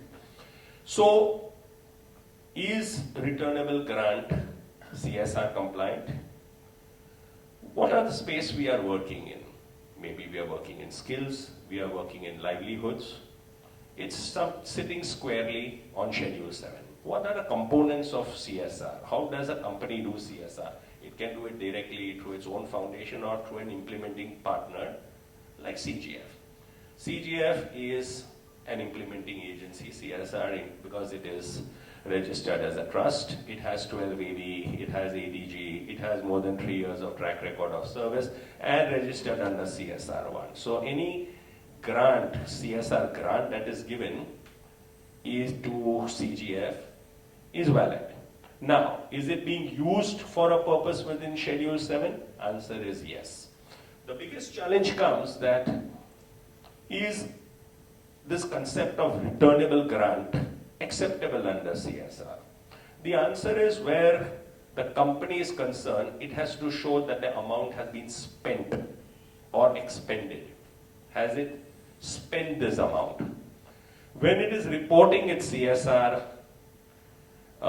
implementation, can it show in CSR2 that the amount is spent? My answer would be yes. Because it gives to the implementing partner CGF. Is CGF in turn subgranting to NBFC? No, NBFC is only the channel which we are using, like a pipeline, so to say, to reach out to the beneficiaries. And the beneficiaries are the recipient of this. Now, under CSR law, as we know, that a company cannot gain any benefit. Once it is given, it cannot come back. Does the money come back to the company? The answer is no. In its books, as also in its CSR2 reporting on CSR, it shows that I have spent this money on a project or a program. And remember, this is a project or a program. A project or a program that fits squarely within Schedule 7 through an implementing agency like Samhita, who in turn will tell the company how it utilized the money. It utilized the money to work with community XYZ. Now, whatever is returned within that ecosystem of the marginalized communities, etc. It is not even technically coming back to CGF. Even if it comes temporarily and goes back. But where the company is concerned, the amount is spent on that project.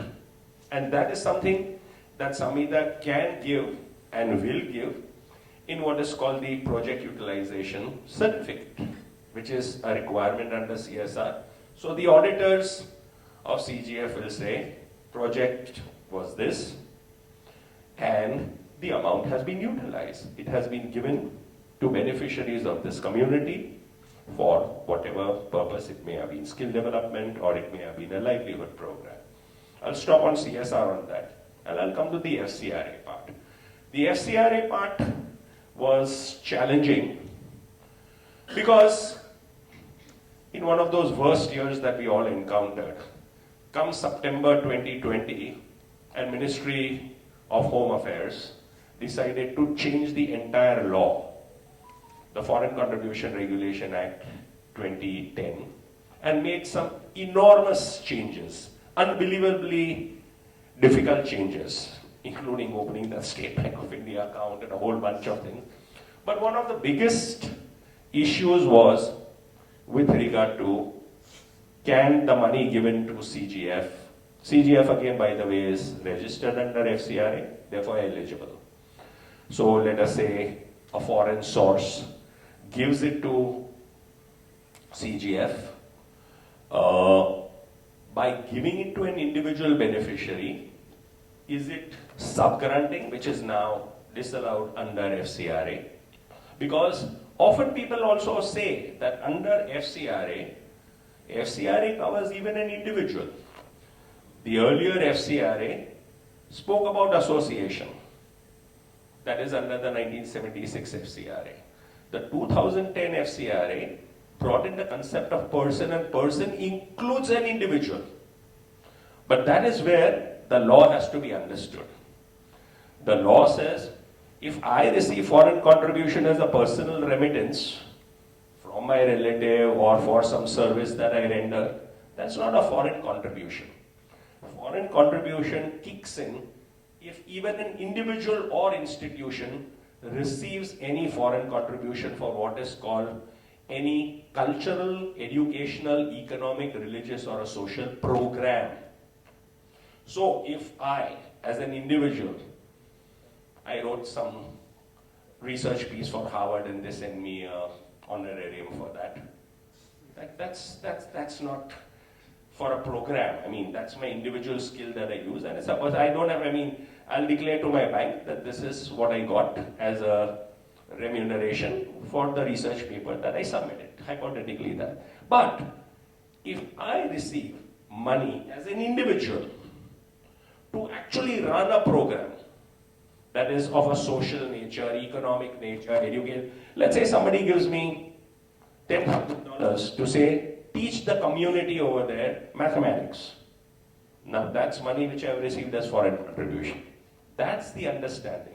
So therefore, when CGF receives from a foreign source and passes it on, again now the NBFC which is there is only a channel. It's not a sub-grant to the NBFC. And it goes to an individual beneficiary. Therefore, CGF is seen according to law as actually implementing the work. For example, CGF may decide to give somebody, which it's not doing, that's not part of the Revive program, but an individual requires money for kidney surgery or a heart surgery. Well, that's, if it is within the objects of CGF to provide medical assistance, then that will be doing that. That will not be seen as sub-granting, because it's not given to an individual to run a program. It's given to the individual to personally lift him from poverty or marginalization, etc. So therefore, I believe that what we are doing, and this is after considerable thought, given in 2020 and repeatedly reviewed over the years and months, it is compliant both under CSR and compliant under FCI. That's my submission. But so somebody around this table did have an issue about, did you raise that issue, whether it's, that gentleman, does my submission answer? Somebody had a doubt, right? Oh, they left. Okay. Maybe you can share my thoughts with them later. Yeah. So, any questions? Any, or otherwise, you can also ask me later. Yeah, go ahead. So, when you say that returnable grants is okay, what about, I'm just stretching it a little further, what about if it were a loan? That's where we started. Can CGF be in the loaning business? We were very clear that we cannot be loaning. But having said that, where did we see, and which was an argument that clinched the argument way back in June 2020, is that this way of giving returnable grants has been in existence in India for more than 100 years. The classic example I gave was of the more than 100-year-old J.N. Tata Endowment for Higher Studies Abroad, where individual students are given loans now. I believe nowadays they give anywhere up to 10 lakhs to 15 lakhs of rupees, sometimes even more, for higher studies abroad. And this is the loan.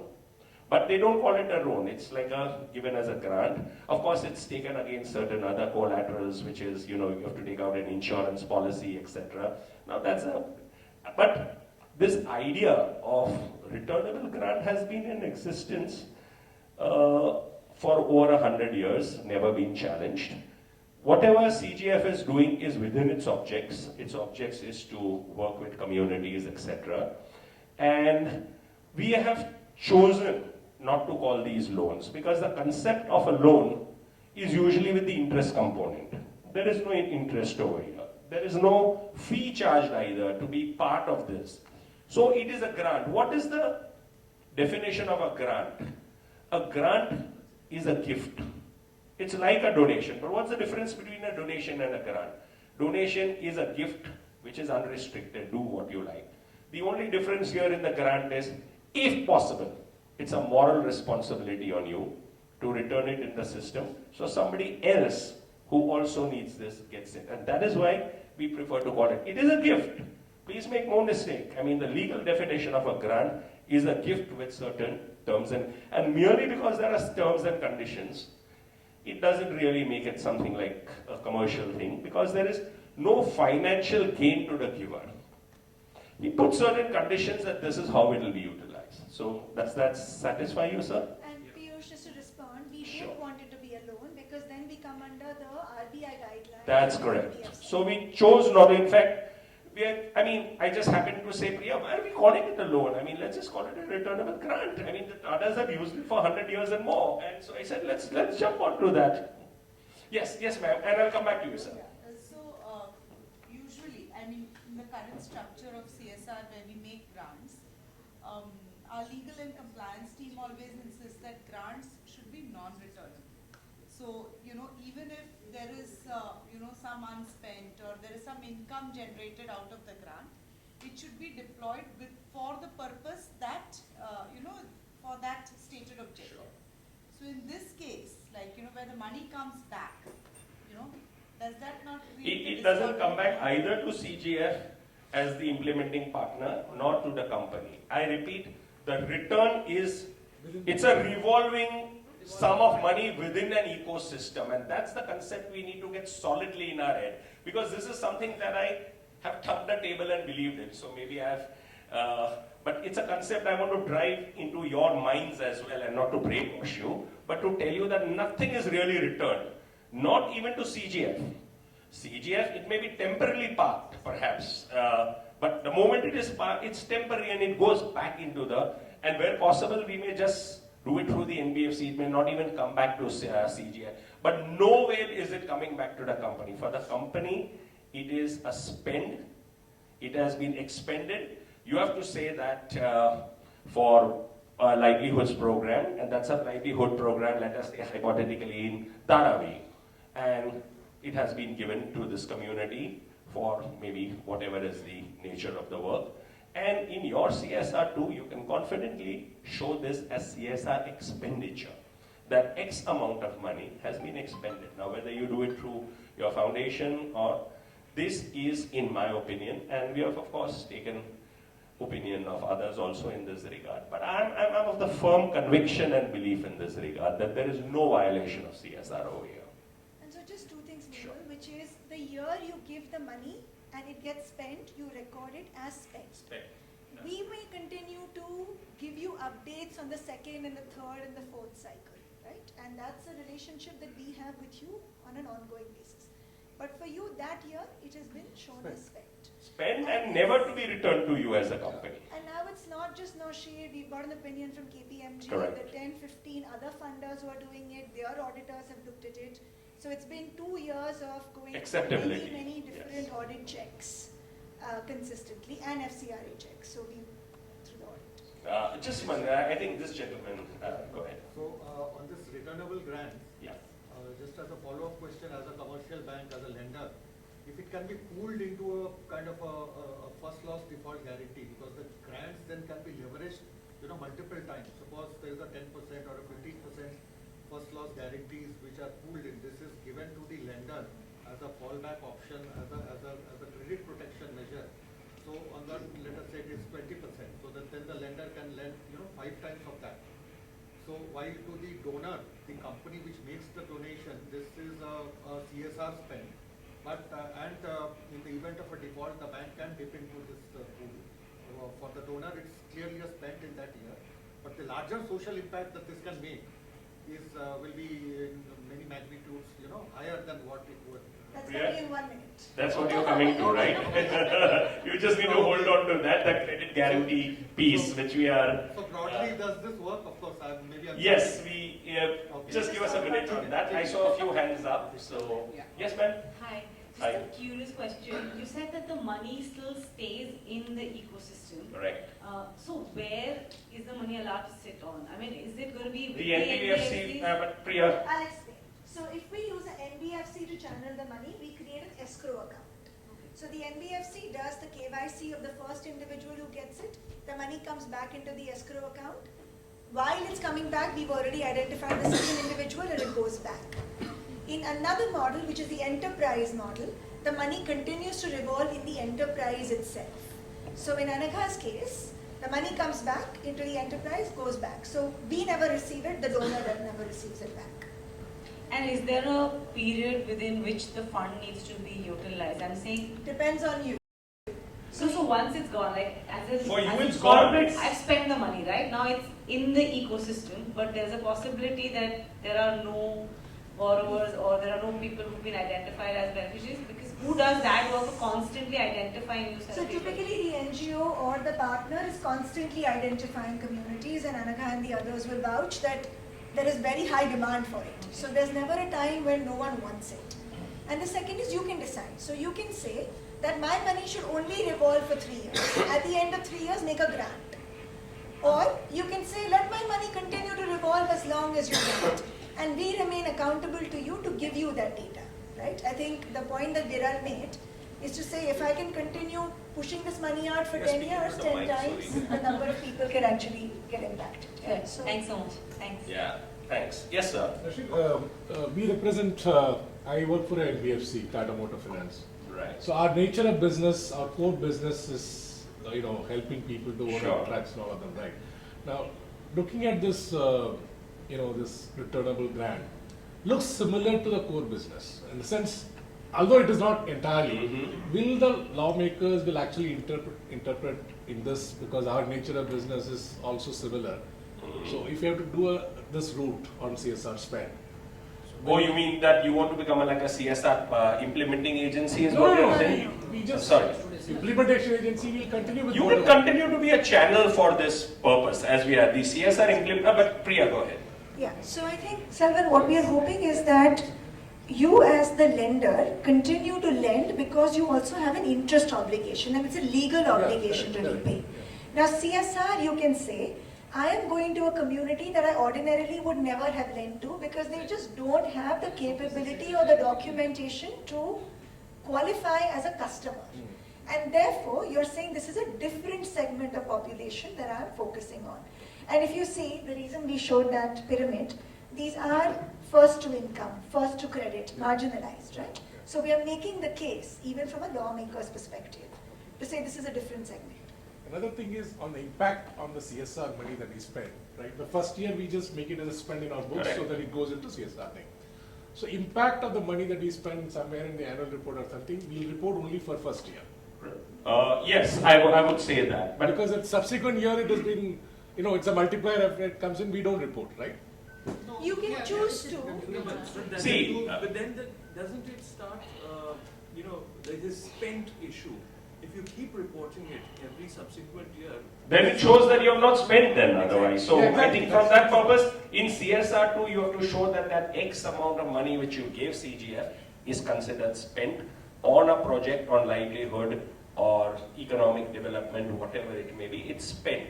But yes, for your own consolation, this is a value add. You could have just made sure that this poor woman or a man got this money and it's over. But we have evolved a system where this poor person actually becomes a donor in turn at some point of time. And the money adds value. That's what you add. That's the add-on. It's the add-on value. Yeah? So if we can go to credit guarantees, because that's the new instrument, and then we can come back and answer more questions. Yeah, I'm going to be here. Okay, so actually let me, if you can go to the next example and then Noshir can come in, right? So Tapobra, this is sort of your question. The next one. So the question that we were asking is, okay, the returnable grants create a 5, 7x multiplier, but it's not helping somebody get to the next level, right? And so really kind of inspired by the work that MSTF, USAID and a lot of others have been doing in credit guarantees, what we were looking to do is the following. So the way we're structuring this is very simple. Hypothetically, let's say Tata Motor Finance gives a 3-year, multi-year grant to CGF. What CGF will do is go to an NBFC partner and say, I'm putting this money in a fixed deposit, but for 36 minus 3 months. So for 33 months, here is a fixed deposit, And against my fixed deposit, based on the risk profile of the individual, we are ideally going to about 10% FLDGs, right? Not anything more than that. You can now lend 10x the amount to the individual. So two things happen. Your money, during the course of that 33 months, your impact is number of people supported through the 10x amount, right? So hypothetically, you give 10 lakhs, 1 crore of funding goes to X number of enterprises. Also remember, it may not be, you're going to revolve it 3 times. So it's 3x the number of enterprises over a 33-month period. The spend that we show is the utilization. So let's say I have 1% default or 2% default every year. The default is shown as utilization. Impact is on the bigger one, utilization. Now there is a new regulation. As always, we are constantly surprised by new regulations, which is I have to give you the money back. So let's say March 30th, I give you the money back. On April 15th, you return the money. Between March 30th and April 15th, I don't do any settlement because I have no money to settle the NBFC's loan, right? So I will cover the default by March 15th, give the money back to you, your money comes back. April 15th, if there is an additional default, I cover it again, right? So this money circulates for 33 months. Now what happens in the 33 months? Because the NBFC is lending over a 33-month to a population that they have never lent to before, they create a credit risk model to say, now I have the confidence to continue lending to these individuals. So at the end of 33 months, we have now supported many, many people across multiple cycles. The NBFC has created a risk model which they are confident of, and any money left over, in consultation with you as a donor, we have 3 months to spend it. We can choose to spend it as returnable grants, let's say, right? So let's say I spend the money as returnable grants. In 6 months' time, it comes back. It can become a credit guarantee again. So always for the purpose of financial inclusion, always compliant with the regulation, in a way that you're supporting an underserved community and that you're building capacity and confidence within the financial ecosystem to lend to this. Let's say hypothetically, we finish this at 36 months, and you are interested in supporting somebody else. I would encourage you to support somebody else, not the same set, because now the NBFC knows that these bunch of people are okay. So let's say you supported artisans, now you go and support a higher risk community, right? So the hope is CSR and philanthropy consistently goes to higher and higher and higher risk communities while demonstrating to the financial ecosystem that they are credit worthy. While this is happening, in any case, we are layering on other interventions also to ensure that these communities are truly bankable and are not just bankable but are progressing in their own economic agenda, right? So that was the example, but I wanted to just want you to see how it's. So once again, I feel that for the company, it can be shown as a CSR spend. What we are creating over here is a credit guarantee over here. And once again, this is within Schedule 7 that you are working in. And of course, this is the concept that we have been discussing only in the last couple of months. And as usual, we will also get opinions of others. We'll also have to see whether we can, and something that I'm trying, fingers crossed, the social stock exchange to bless and stuff like that. I have been privileged to recently be appointed on the governing board of the social stock exchange of the Bombay Stock Exchange. So I'm in conversation. I mean, we have to just see if we can get some kind of a nod even for the social stock. And if that kind of model gets accepted by, let's say, the social stock exchange, etc. also, just as, you know, so far the term social enterprise has no legal meaning. But social enterprise will now actually have a meaning thanks to the social stock exchange. There will be for-profit social exchanges, social enterprises, and there will be non-profit social. So it's come at a very relevant time.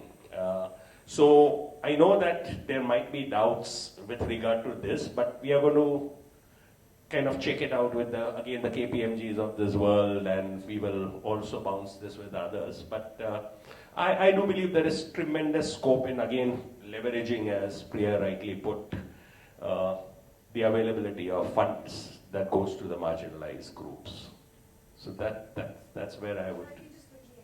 So there's a few things that we are doing, right? One is actually working with MSDF, USAID, and guarantee providers to say, based on your experience, how do we construct it in a way that it's not just compliant, but actually catalytic, right? So I think we're mapping all of those case studies and best practices. The second thing that we're doing is we're talking to KPMG. We should have an opinion sort of fairly quickly. We also would like to meet with your CFOs and your legal heads, because it's much better to co-create it together, answer as many questions as possible before we scale this up and before it becomes part of the social stock exchange. And then the last thing that we're doing is we've also checked with the RBI to say, does this come under the RBI regulation? It doesn't, because it's a non-profit funded credit guarantee, right? So we're spending the next couple of months, checking with regulators, talking to each of your stakeholders to say, is this compliant? Third, working with banks and NBFCs and institutions like SIDBI who've been doing this for decades to really learn from their experience and co-create this segment together so that by the time we launch it officially, it is signed off, understood, being executed, because we can't afford to make any mistakes. Right? This is sort of being done for the first time at scale, and we want to be careful in terms of how we construct it. I think thanks to USAID and some of the other funders, we're looking to put out a credit guarantee fairly quickly right now. So while all of this is happening, we're also hoping to generate data and insights to actually go back and say this works. Any questions? Otherwise, I want to just touch on this impact assessment bit. So this impact assessment is, as you know, under the CSR Amendment Rules of 2021, that the project should have completed at least 1 year. So let's say you gave it in the financial year 22-23. Then when it completes in March, anytime next year, you can show that that year only you said that the impact could have been there, where one beneficiary was given, it rotated back into the system, and all that can be actually stated in your impact assessment report, which any agency could do it for you. It could be a Big Four, it could be any consulting agency. So impact assessment, I believe, is also, you can show with some pride and joy in that sense, the impact assessment of this. And the technology platform that we're building is going to be integrated with banks, NBFCs, other service providers. So you will also see why this person received a returnable grant versus a loan. What did they actually do with it? And not just the repayment rates, because they are visible to everybody, but actually improvement in business. Were they able to hire more people? Did they pay their employees in bank accounts and therefore also financially empower them, right? So we're building a fairly robust impact assessment case for yourselves, for the government and policymakers, for financial institutions. So this is really being co-created as a public good and demonstration effect at scale. And just one last piece, sorry sir, before you, that SEBI has actually asked the Social Stock Exchange to come up with other ideas on innovative instruments, etc. And I believe that this is a good one, and I have already spoken to Priya for a short note on that. And if SEBI gives the nod to instruments like this, then what can technically happen is CGF registers itself on the Bombay Stock Exchange, Social Stock Exchange, and then companies can directly work in this. Sorry, I think it just went off. Yeah. And I mean, this is not just about CGF doing it, right? Yeah, it could be any. I mean, it'll throw open the spectrum to any other player. So I mean, but CGF could be one of the stakeholders in this. Is what I'm. Yes, sir. Go ahead. You've been waiting for a long time. No. So just two thoughts that came to my mind. Can we build upon the the ecosystem services that we talked of into as a part of this credit guarantee fund flow also? Yes. Because what would typically happen is that your utilization, which you're showing right now as only the default is being shown as a utilization in a particular financial year. Typically, in first few years, where you would be focusing a lot more on capacity building of these identified individuals, that can actually be shown as a utilization. And in the coming years, because of this capacity utilization, capacity building that has taken place, actual utilization would be more on the financial part of it. So the credit guarantee, the credit part would, keep on going up rather than the capacity building part. That was one. Second, I think if you create such kind of a fund, would it make more sense to make it a multi-donor fund rather than just one thing? Because then it kind of, creates that. Would you like to respond to that? Yeah, so I think to your point with bringing it all together, and I agree, Ashwini, that it's not just a single intervention, it's a multi-intervention approach. And I fully agree that it can very easily be a multi-donor fund as long as I'm able to show trackability for each donor. Right? So hypothetically, TMF could say, my credit guarantee meant for the trucking ecosystem, and Mabel could say, my credit guarantee meant for the construction ecosystem. Or you could say, my credit guarantee for my communities. So we want to be able to give donors both the options to say, you can do it for your own, and or you can do it for a larger set. And you can do it for each other, which is even better.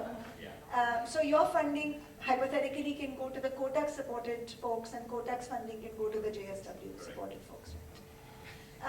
With that, Tabobrat, I know you've been sort of working on a credit guarantee with USAID, so if you can talk about your experience. Tabobrat is from Kotak.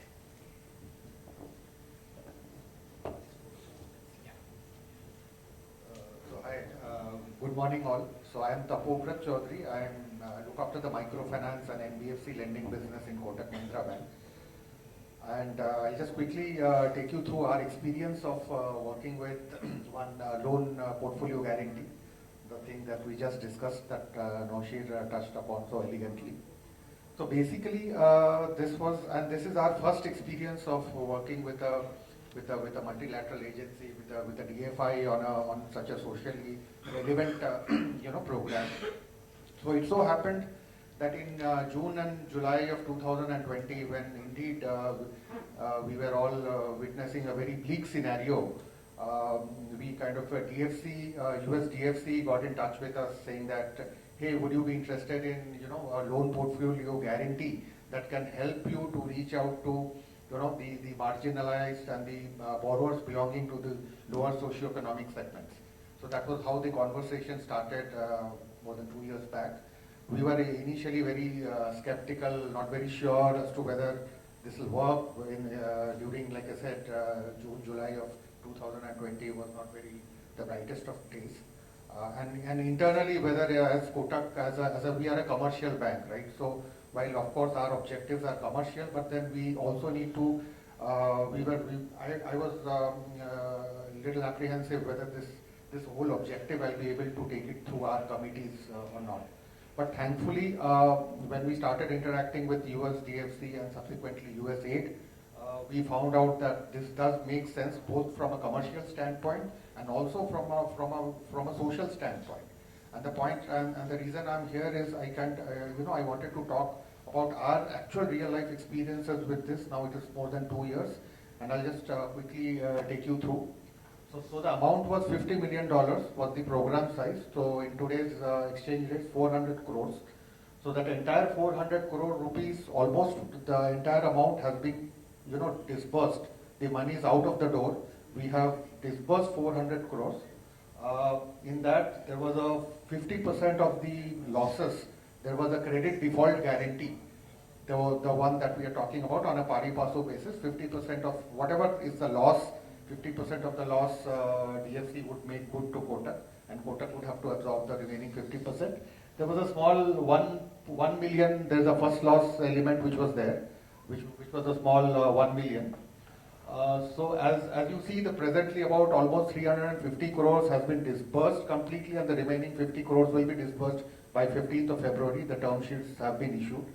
So the total impact that we have made so far is to 40,750. So almost 41,000 borrowers have been impacted by this, have been benefited by this program.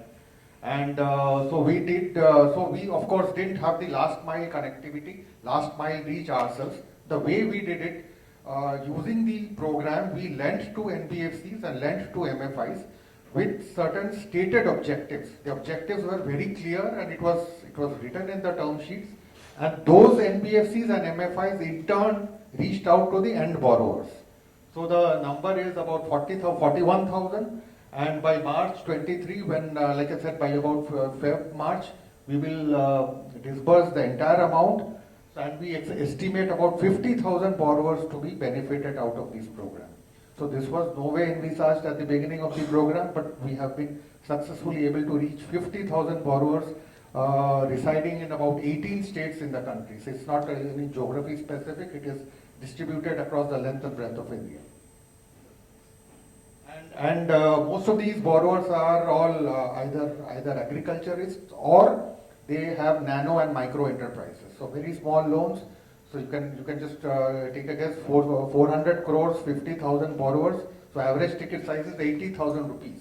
So each borrower has got about 80,000 rupees on an average. So these are borrowers who have micro enterprises, nano enterprises. So what was the benefit to lenders? So like we discussed about the loan portfolio guarantee, you can kind of think of this as a broader illustration of how a loan portfolio guarantee will benefit a commercial lender, a bank or an NBFC, and in turn how it will help the larger cause, right? So see, the first is this guarantee program enabled us to onboard 6 new borrowers, that is NBFCs, who otherwise we would not have lent to. If we did not have the recourse or the comfort of a guarantee, a commercial bank, the committees, the decision makers of a bank, they look at things differently. They would want to see, more than return on capital, return off capital. Whether the money that I lent, will it come back? So of course, given that we had a large pari passu guarantee, so it enabled the bank to take higher risks. So this is what it is. It will enable lenders, NBFCs, banks, etc. to take higher risks.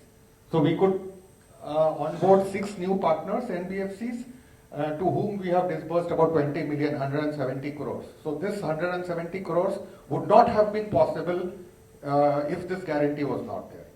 So that is the first point. Second is again taking higher loan exposures.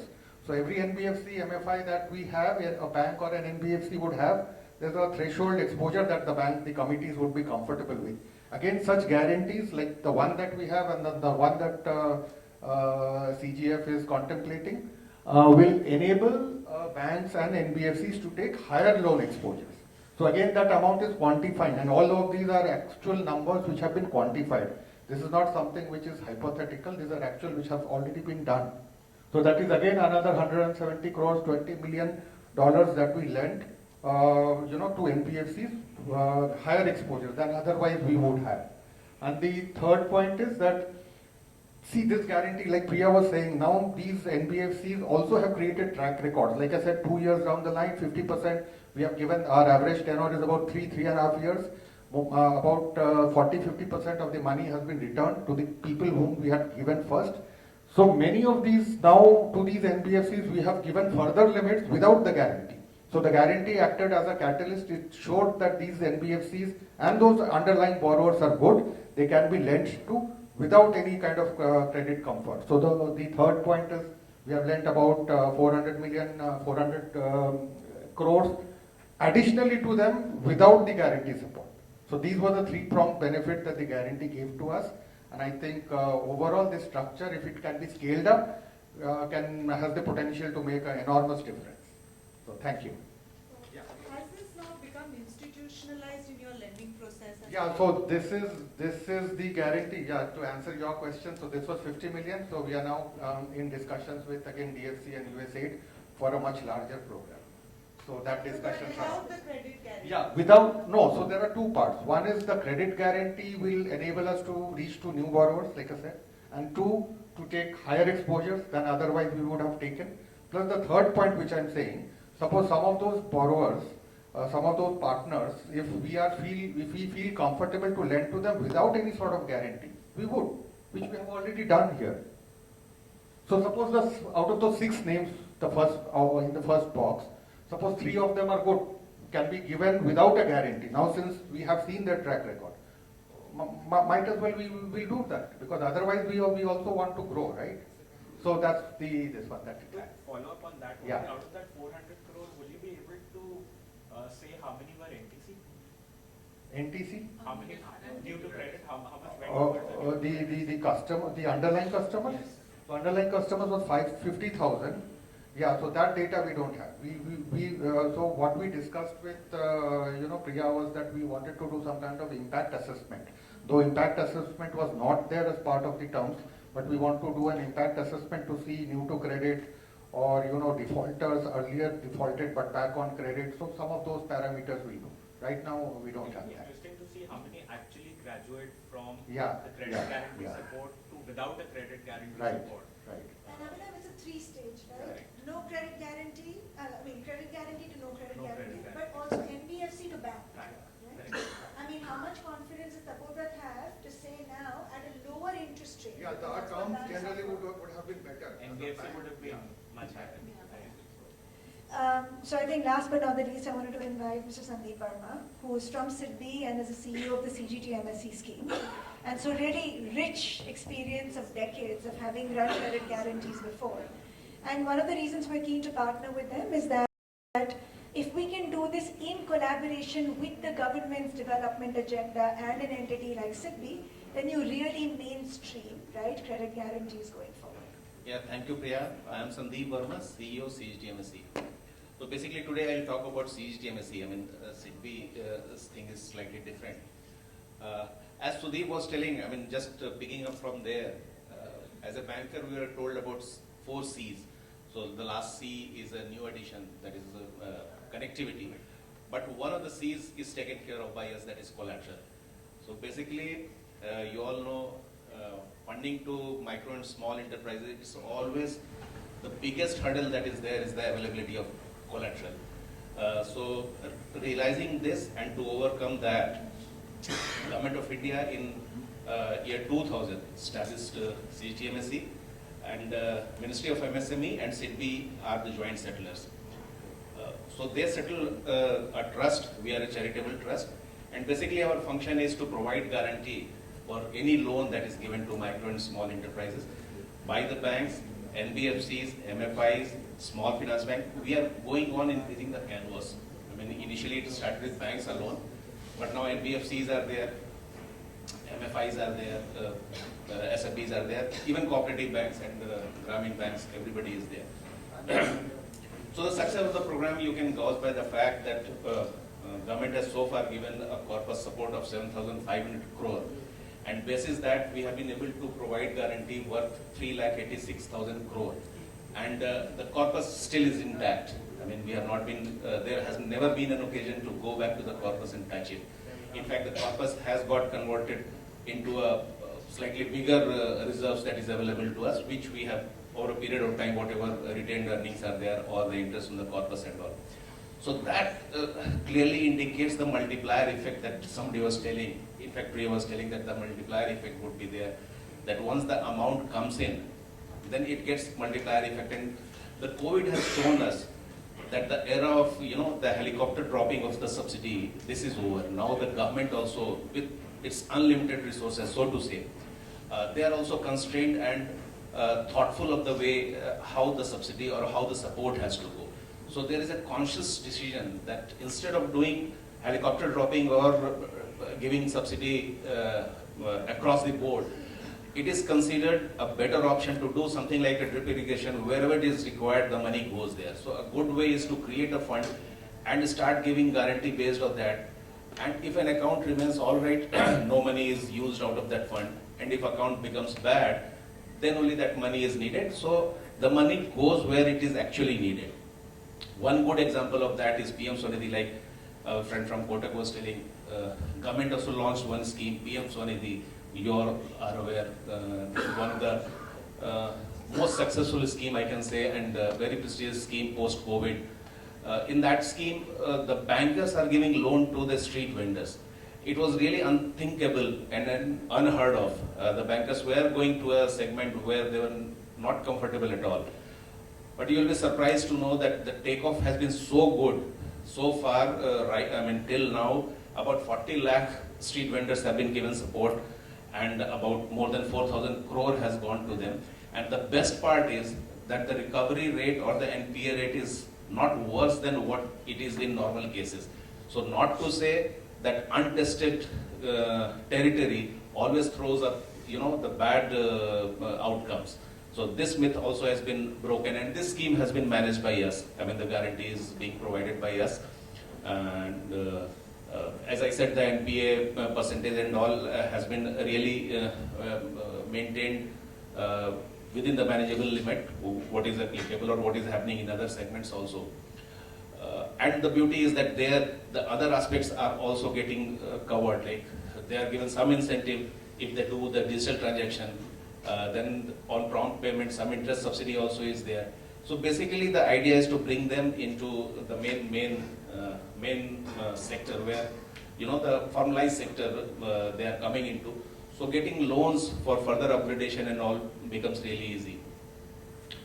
I see this kind of a collaboration, which we have been discussing with Samhita, quite useful in a sense that, number one, we are mandated with the government regulations and what we are set up for.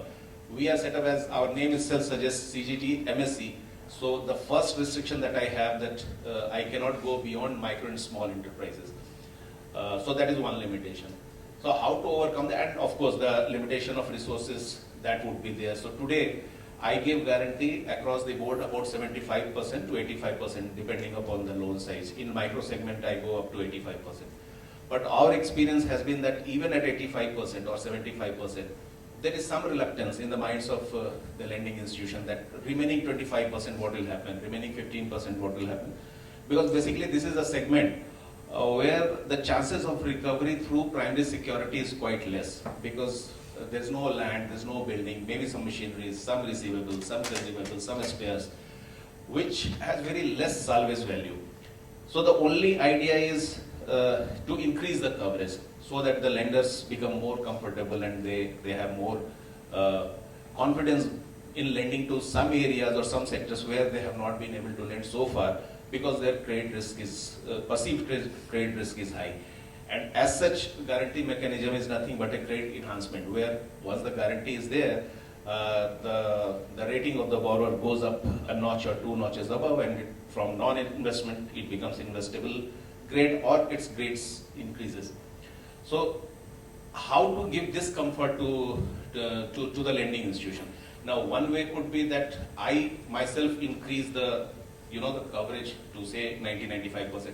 But that would also put an enormous pressure on my financials, and maybe I start bleeding, I do not remain afloat itself.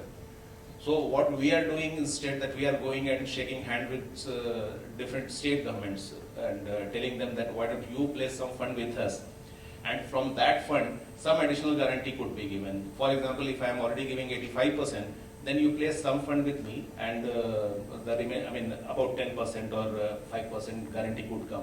So taking the total guarantee up to 90 to 95% for the units located in that specific states. So this scheme or this proposal has taken off very well, and I'm very happy to say that 4 state governments we have already entered into an MOU. That Tamil Nadu is there, then Assam, Meghalaya and Manipur.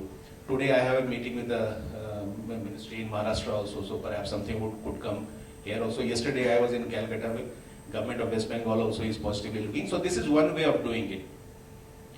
But again, there it is, ultimately the success of anything remains in the hands of the lending institution, because ultimately our role is a reactive role, is in the sense that I can create a mahal, jisko bolte hain, I can create a mahal, I can create the pitch, but it's the batsman who has to go and bat over there. I mean, a pitch curator cannot win the matches for you. So there the limitation of a credit guarantee institution lies. With Samhita we are talking that whether we can do something where no bank or our existing scheme is not able to reach. It's like enterprise creation, whether we can do something, whether we can go to that segment where a guy is just coming out from some ITI or some vocational studies or something. It is a very desi version of the startup ecosystem, where the people are coming out from a very prestigious thing, it's a white collar kind of a thing, and to them a lot of lenders are willing to lend, either to lend to them or to give equity financing and all. The startup financing, the way it has picked up in our country, number of AIFs are there who are willing to give the loans to them or equity participation in their projects. So what our idea is, and we have been discussing, that whether we can do something for this segment where somebody is straight away coming out of any skill institution, and there we can also take some lead from the ministry, that whosoever institutes are accredited by the government of India. Somebody is coming out, some getting criteria we put that what could be the eligibility criteria, but give guarantee on a very, very liberal norms. The cost of guarantee should be quite less and the coverage also should be high. So in that context, something of this sort where the first loss is coming through some source, maybe some CSR funding or something, a first loss is met through this fund, and for the second loss I come in. The good thing of that proposal would be that ultimately I would be able to offer on a pool basis substantially high amount of guarantee coverage. For example, just thinking something out of mind, if 10% FLDG comes through this fund, I can go as high as 25% say. So if 35% of a portfolio is covered by the guarantee mechanism, I'm sure the lending institution would see to it that it does make a sense to lend to that and create a new project for themselves also, because ultimately once the credit history is known for these people also, so gradually these percentages could be brought down also, and as she was telling that the repeat lending to the same people could be avoided, each time new persons could be brought in and all those kind of things could be done. But essentially it would lead to a situation where I am providing a very fertile and very comfortable ground for lending institution to come forward.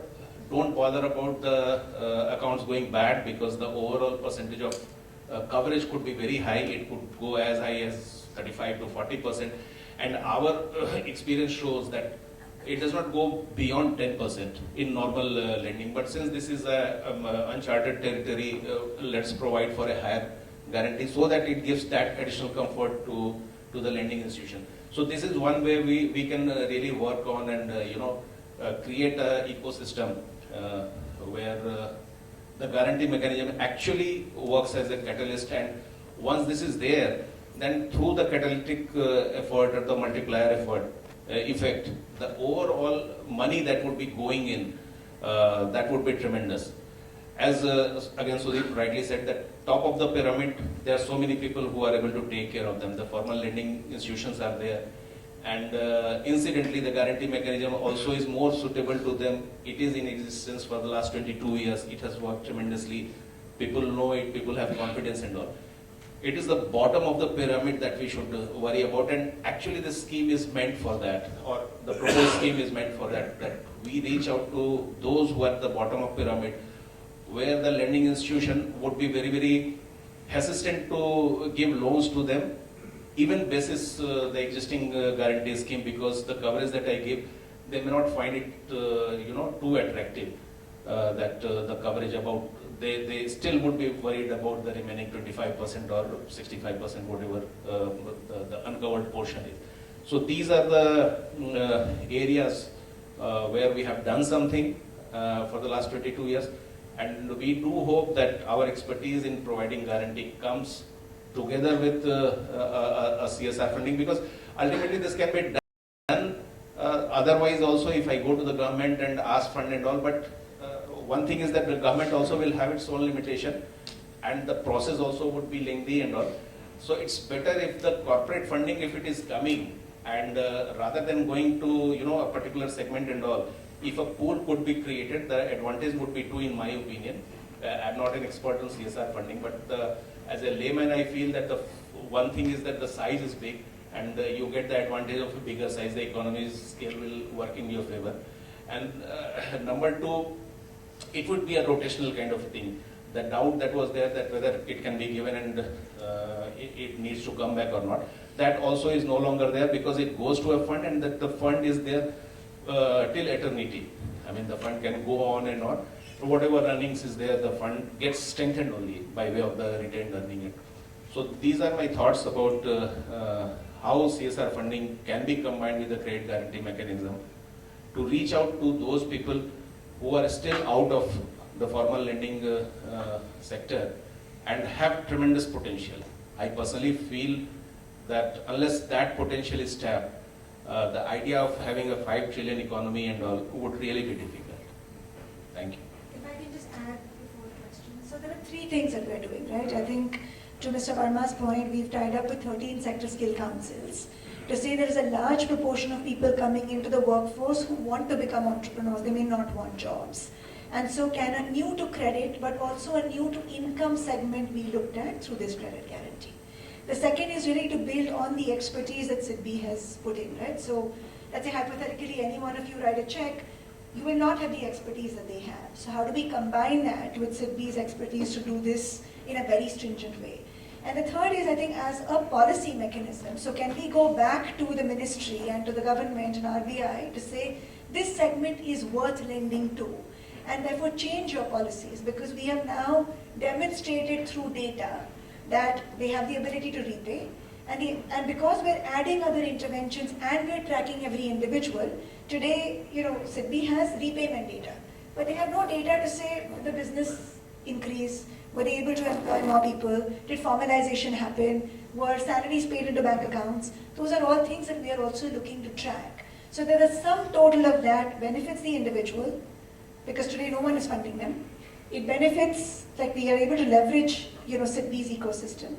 You get a 10x, 20x, 30x multiplier on your funding, which is compliant. And then most importantly, you're able to go back to policymakers and financial institutions to say, now think differently, because you've demonstrated the risk of this segment, right, and they're worth lending to. So I think that's sort of the overall mechanism. We're looking to start deploying these credit guarantees as we speak. And if there is an opportunity to co-create this with you and with Kotak and with SIDBI, along with MSTF and USAID's guidance, etc., we're hoping that we're bringing all of the experts and the network partners around the table, and therefore the chances of success are very, very high. So I just want to pause and just see if there are any questions. I just have one question, sir. Since SIDBI is very experienced in handling this, credit guarantee, and same with Kotak and private space, do you guys suggest that if you have to get into this, and do you guys suggest any sweet spots in the segment, like one borrowers or traders? With your pools, you would have done a lot of underwriting for many pools. So if you have to get into this, this area to start with some segments, do you guys suggest any? No, the traders are definitely a very, very important segment. You would be surprised that initially the traders were not treated as part of micro and small. But realizing their importance, we allowed them. We allowed them under our scheme, even though they were typically not registered as MSC. So 2018, we allowed them to come in.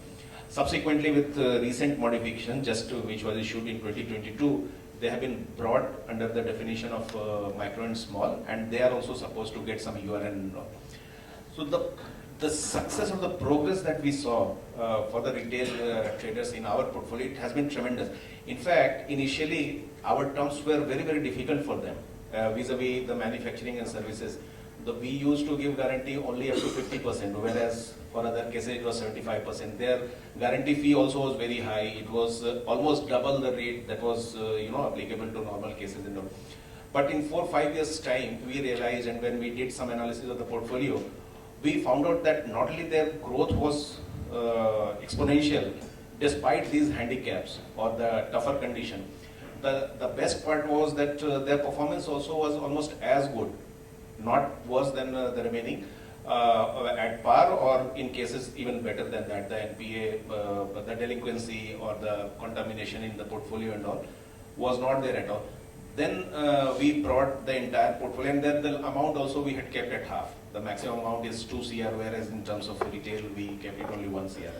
So just recently in this December, we came out with revised regulation where we brought them at par with the regular scheme. So now all benefits which is available to manufacturing service, this thing that is available to retail. And retail has been growing at a very, very fast speed. If I am showing a growth, in fact, total guarantee business of CGTMSE has been growing very, very fast. It is 80% or 85% vis-a-vis last year. But if you see only retail, it is outspacing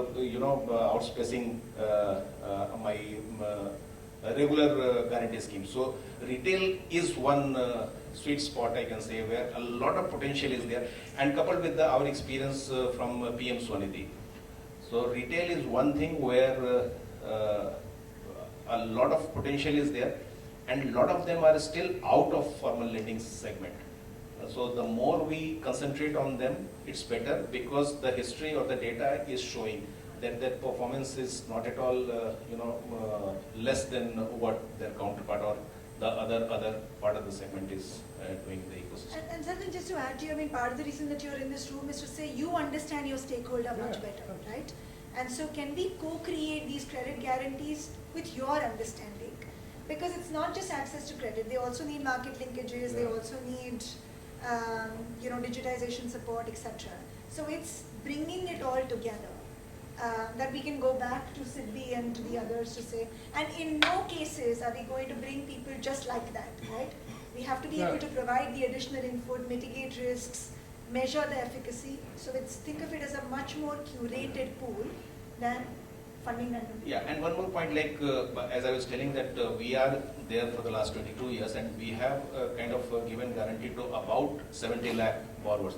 So now what we are doing, we are into data analytics in a big way.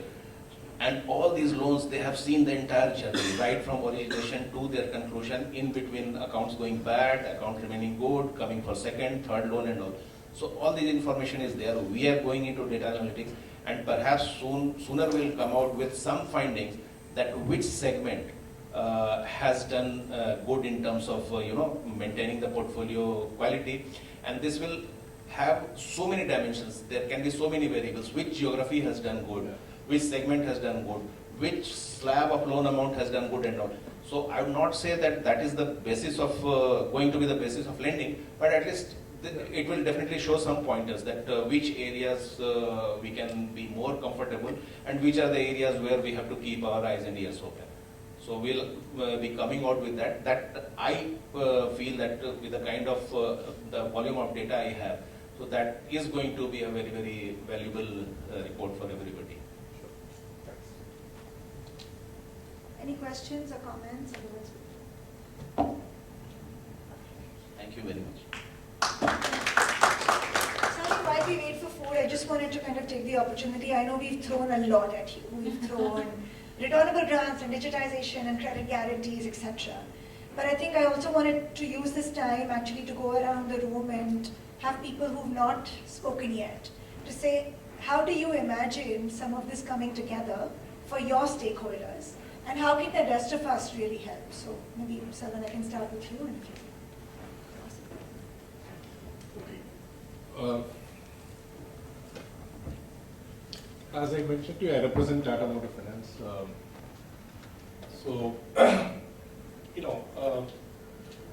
In our company, I think we were running a various CSR program earlier. We were actually doing for a women empowerment, all of that. I think last year, a board or MD had a vision where we need to really look at the community that we serve.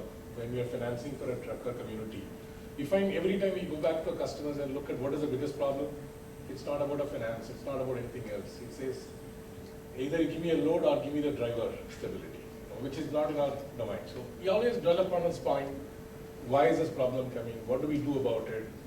So we also find this driver community is very vulnerable, marginalized. They spend a lot of time in traveling at the backbone of the economy to connect various goods, industry, agriculture, producer, all that. So we thought, they are vulnerable for health aspect, they're vulnerable for finance, they were safe for a rainy day and all of them. So with thanks to Anisha, I think we've given a lot of trouble almost of crafting the program. They had a lot of patience and perseverance. And the earlier program was completely a different show. We created a model entirely on our own, and we also went back in a study and looked at fine-tuned it. We ran a program called Akansha, which is basically a financial inclusion program. The idea of the program is how do we make them self-reliant financially. Then also we talked about various model covers about safety, insurance, bonds, mutual funds, and many of the customers, many of the drivers, they know how to invest in a SIP also now these days. I think it created a lot of awareness. We start telling them to make a dream. How do you want your son to become, your daughter to become, or what kind of money you need to save, all of them. I think it's a lot of time. It's about 7 or 8 hour program that's called Akansha. It's a flagship program.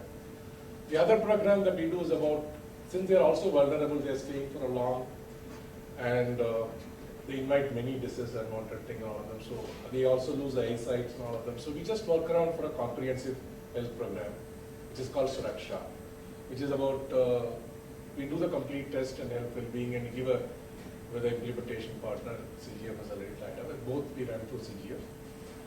And that talks about completely health and well-being. One is about a financial well-being. So looking at this, this session today, I think, our entire focus and program, not only this, I think one more thing we did is our board is very clear.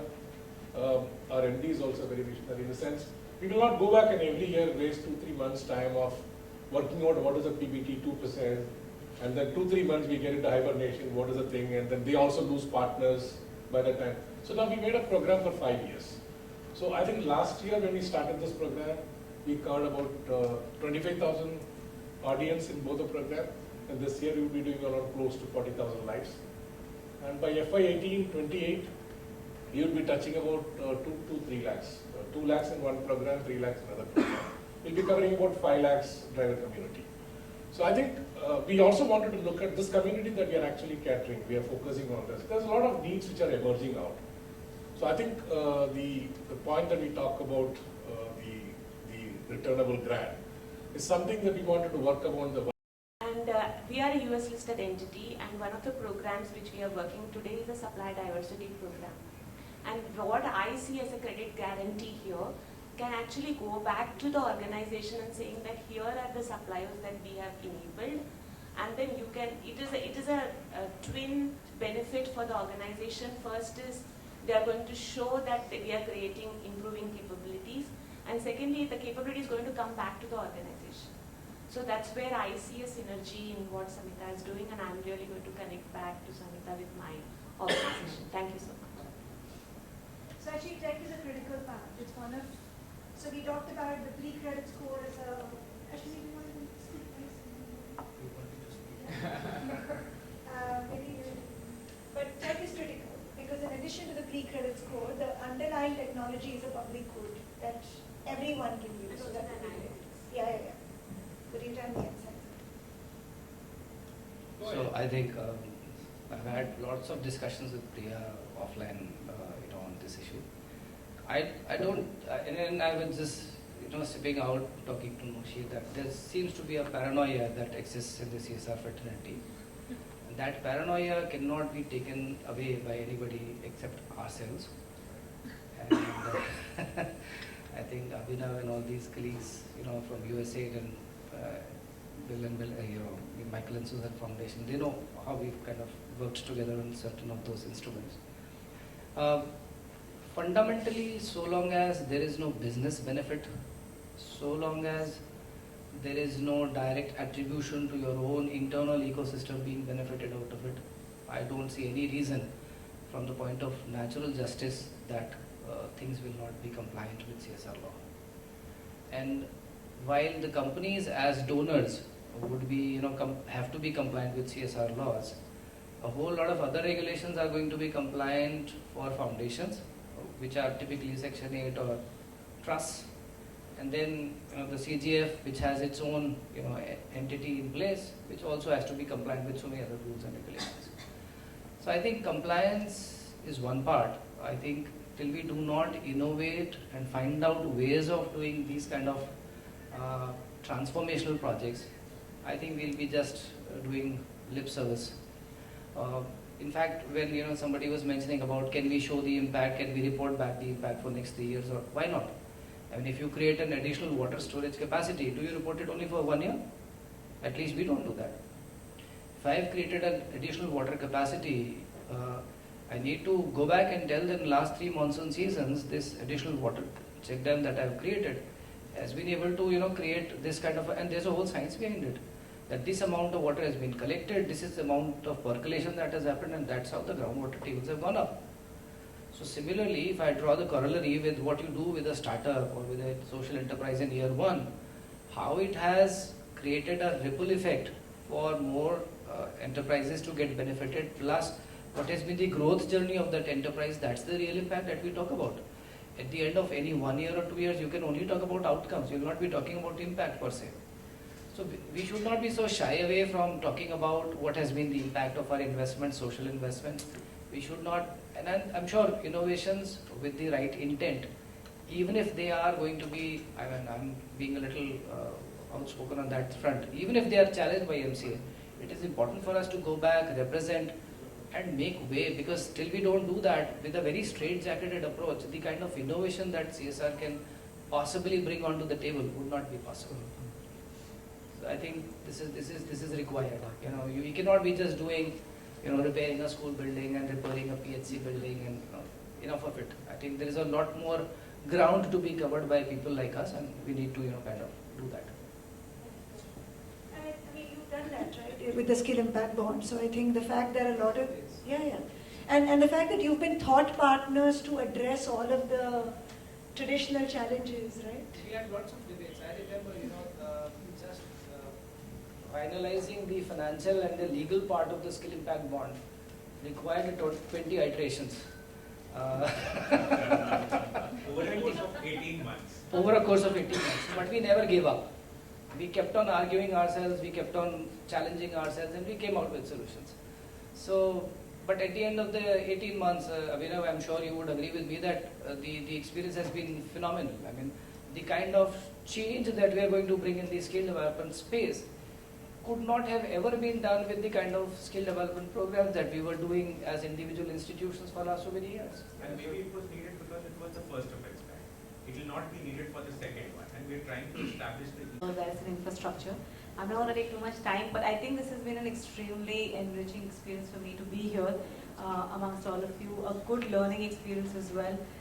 I think my biggest takeaway is, programs like both the credit guarantee and returnable grants is something that can create very, very long-term impact, and is very empowering for us as organizations to feel to actually take pride in platforms or programs like that, to see something take shape, 4 years, 5 years, 10 years down the line, and especially because of the kind of presence we have as business in extremely remote areas of the country, to be able to really shape those communities, see them grow. I think that's my biggest takeaway. So thanks so much again. Thanks, Priya, for inviting me for this. Thanks, Neeru. So I just wanted to thank everybody, right? You spent a lot of time sort of co-creating this. Piyush, do you want to? So lunch is ready, but I think this is sort of the beginning of the journey. We're really hoping to do this with each of you, but as a sector together. The reason a lot of the other folks are here is, for them to be thought partners in this journey. My team is going to hand out just a quick, like a small note. Do let us know if you want to get back in touch with us, answer any questions. I'm going to volunteer Noshir on his behalf to maybe do a follow-up session to go in and do a deep dive in terms of what is possible, what's not possible. If you want us to do this with your CFOs, your board members, etc., happy to do that as well. Also as a collective, so that they can also brainstorm and come up with creative ideas. But otherwise, thank you very much, and it's been such a pleasure. Thank you. Kind of a vulnerability, challenges, this is what we talk about. But on the other way, on the other hand, if I see when we go to field and when we see the kind of since ages, the system which is existing in terms of providing loan to this bottom of pyramid sections through money lenders and all. So there exists a very good ecosystem and coexistence between the lenders as well as the community. When we start talking about them, we always keep on we come to terminologies that they use muscle power, they take lots of guarantees, credit guarantees and all. But on the other hand, they build a kind of rapport also, and there is lots of caring provided by them. So just I was thinking that whether that section of community is really looking upon this formal section of lending what we are talking about, or they are happy with the kind of system with what they are existing. That is point number one.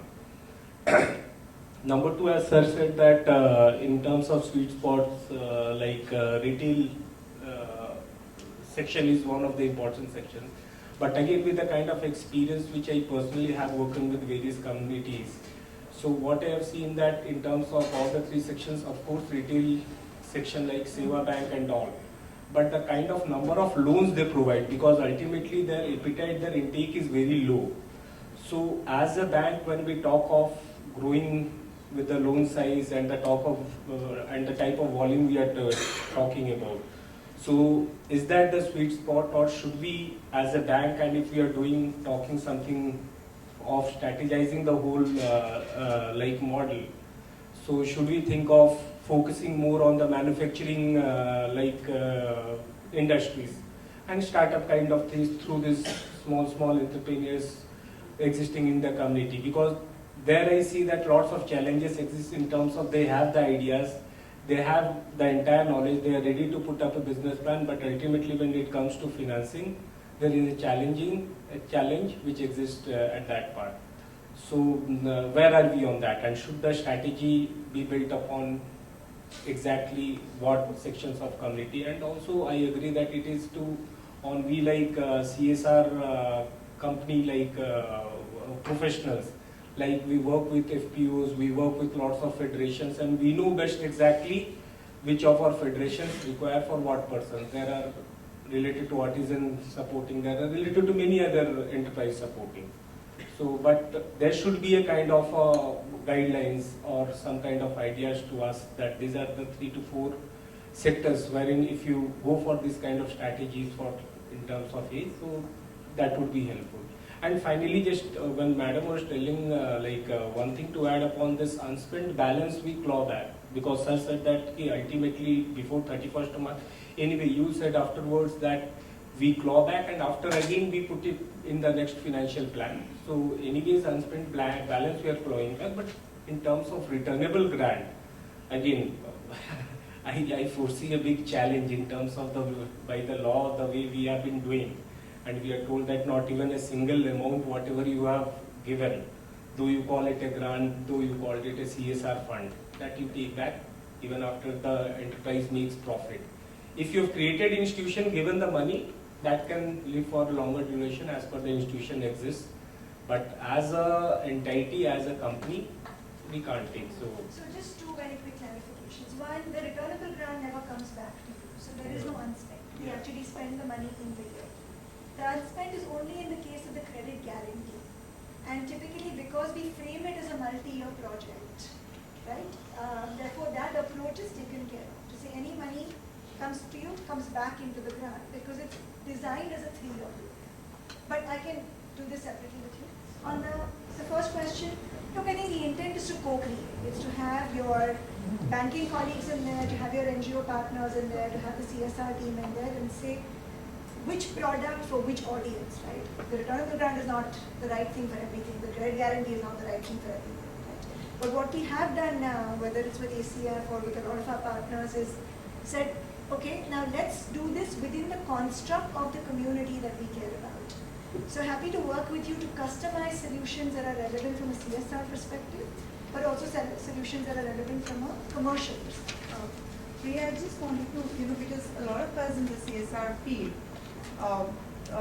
there are some unstated, hypotheses on which many laws are created. And we've seen a lot of amendments in the recent times. And one of those is the fact that a lot of CSRs were using foundations as implementing partners, and where the monies that were given as grant remained at the end of the foundation and at the foundation and did not get expended out. So this premise that once the money is out of your books and into a partner, it is considered spent. Yes, technically yes, but the governments are increasingly wanting to see the end use of that money. So there has to be traceability, transparency, utilization by the end user. The law is moving in that direction. So I think the concerns that we are expressing also kind of, echo that. So maybe typically, any money that we receive goes to the end beneficiary within a few weeks. And therefore money is actually in their hands. We also track not just who received it and repayment, but what did they use it for. So a lot of the initial analysis you saw was what did you spend it on, what was your business income, did you hire more people. So I think we're taking care of the fact that it's fully compliant across the board. And I also added that it's not just about showing spend. There is the PUC also, the project utilization certificate, which a certified professional auditor will give you with a UDI and etc. So I mean, all that compliance is taken care of. So if there is the utilization certificate that is given by a professional CA, that should be perfectly all right for the company too. So it's not just I spent. That the utilization certificate certified by a CA that yes, the amount has been utilized. And if it comes from a good CA, that should be good enough for you. Point taken. But I understand where you're coming from. I remember there's a new definition of CSR which I told you about. So I understand you are on that line.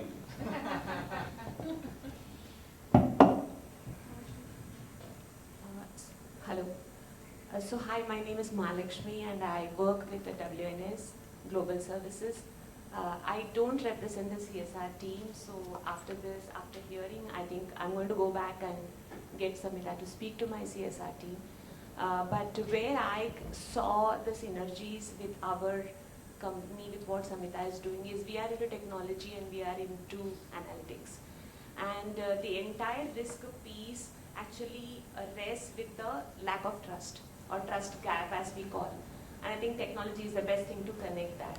So I'm going to go back and check whether our contribution in this space could be in that space. And secondly, I think the more and more CSR is tilting towards ESG. CSR is all about contribution and ESG is all about impact. And what I'm seeing, where I'm seeing your part is you're actually measuring the impact, and it's going to be very beneficial for the companies to show that this is the kind of impact that we have created. And as an infrastructure. I'm not going to take too much time, but I think this has been an extremely enriching experience for me to be here amongst all of you, a good learning experience as well. I think my biggest takeaway is, programs like both the credit guarantee and returnable grants is something that can create very, very long-term impact, and is very empowering for us as organizations to feel to actually take pride in platforms or programs like that, to see something take shape, 4 years, 5 years, 10 years down the line, and especially because of the kind of presence we have as business in extremely remote areas of the country, to be able to really shape those communities, see them grow. I think that's my biggest takeaway. So thanks so much again. Thanks, Priya, for inviting me for this. Thanks, Neeru. So I just wanted to thank everybody, right? You spent a lot of time sort of co-creating this. Piyush, do you want to? So lunch is ready, but I think this is sort of the beginning of the journey. We're really hoping to do this with each of you, but as a sector together. The reason a lot of the other folks are here is, for them to be thought partners in this journey. My team is going to hand out just a quick, like a small note. Do let us know if you want to get back in touch with us, answer any questions. I'm going to volunteer Noshir on his behalf to maybe do a follow-up session to go in and do a deep dive in terms of what is possible, what's not possible. If you want us to do this with your CFOs, your board members, etc., happy to do that as well. Also as a collective, so that they can also brainstorm and come up with creative ideas. But otherwise, thank you very much, and it's been such a pleasure.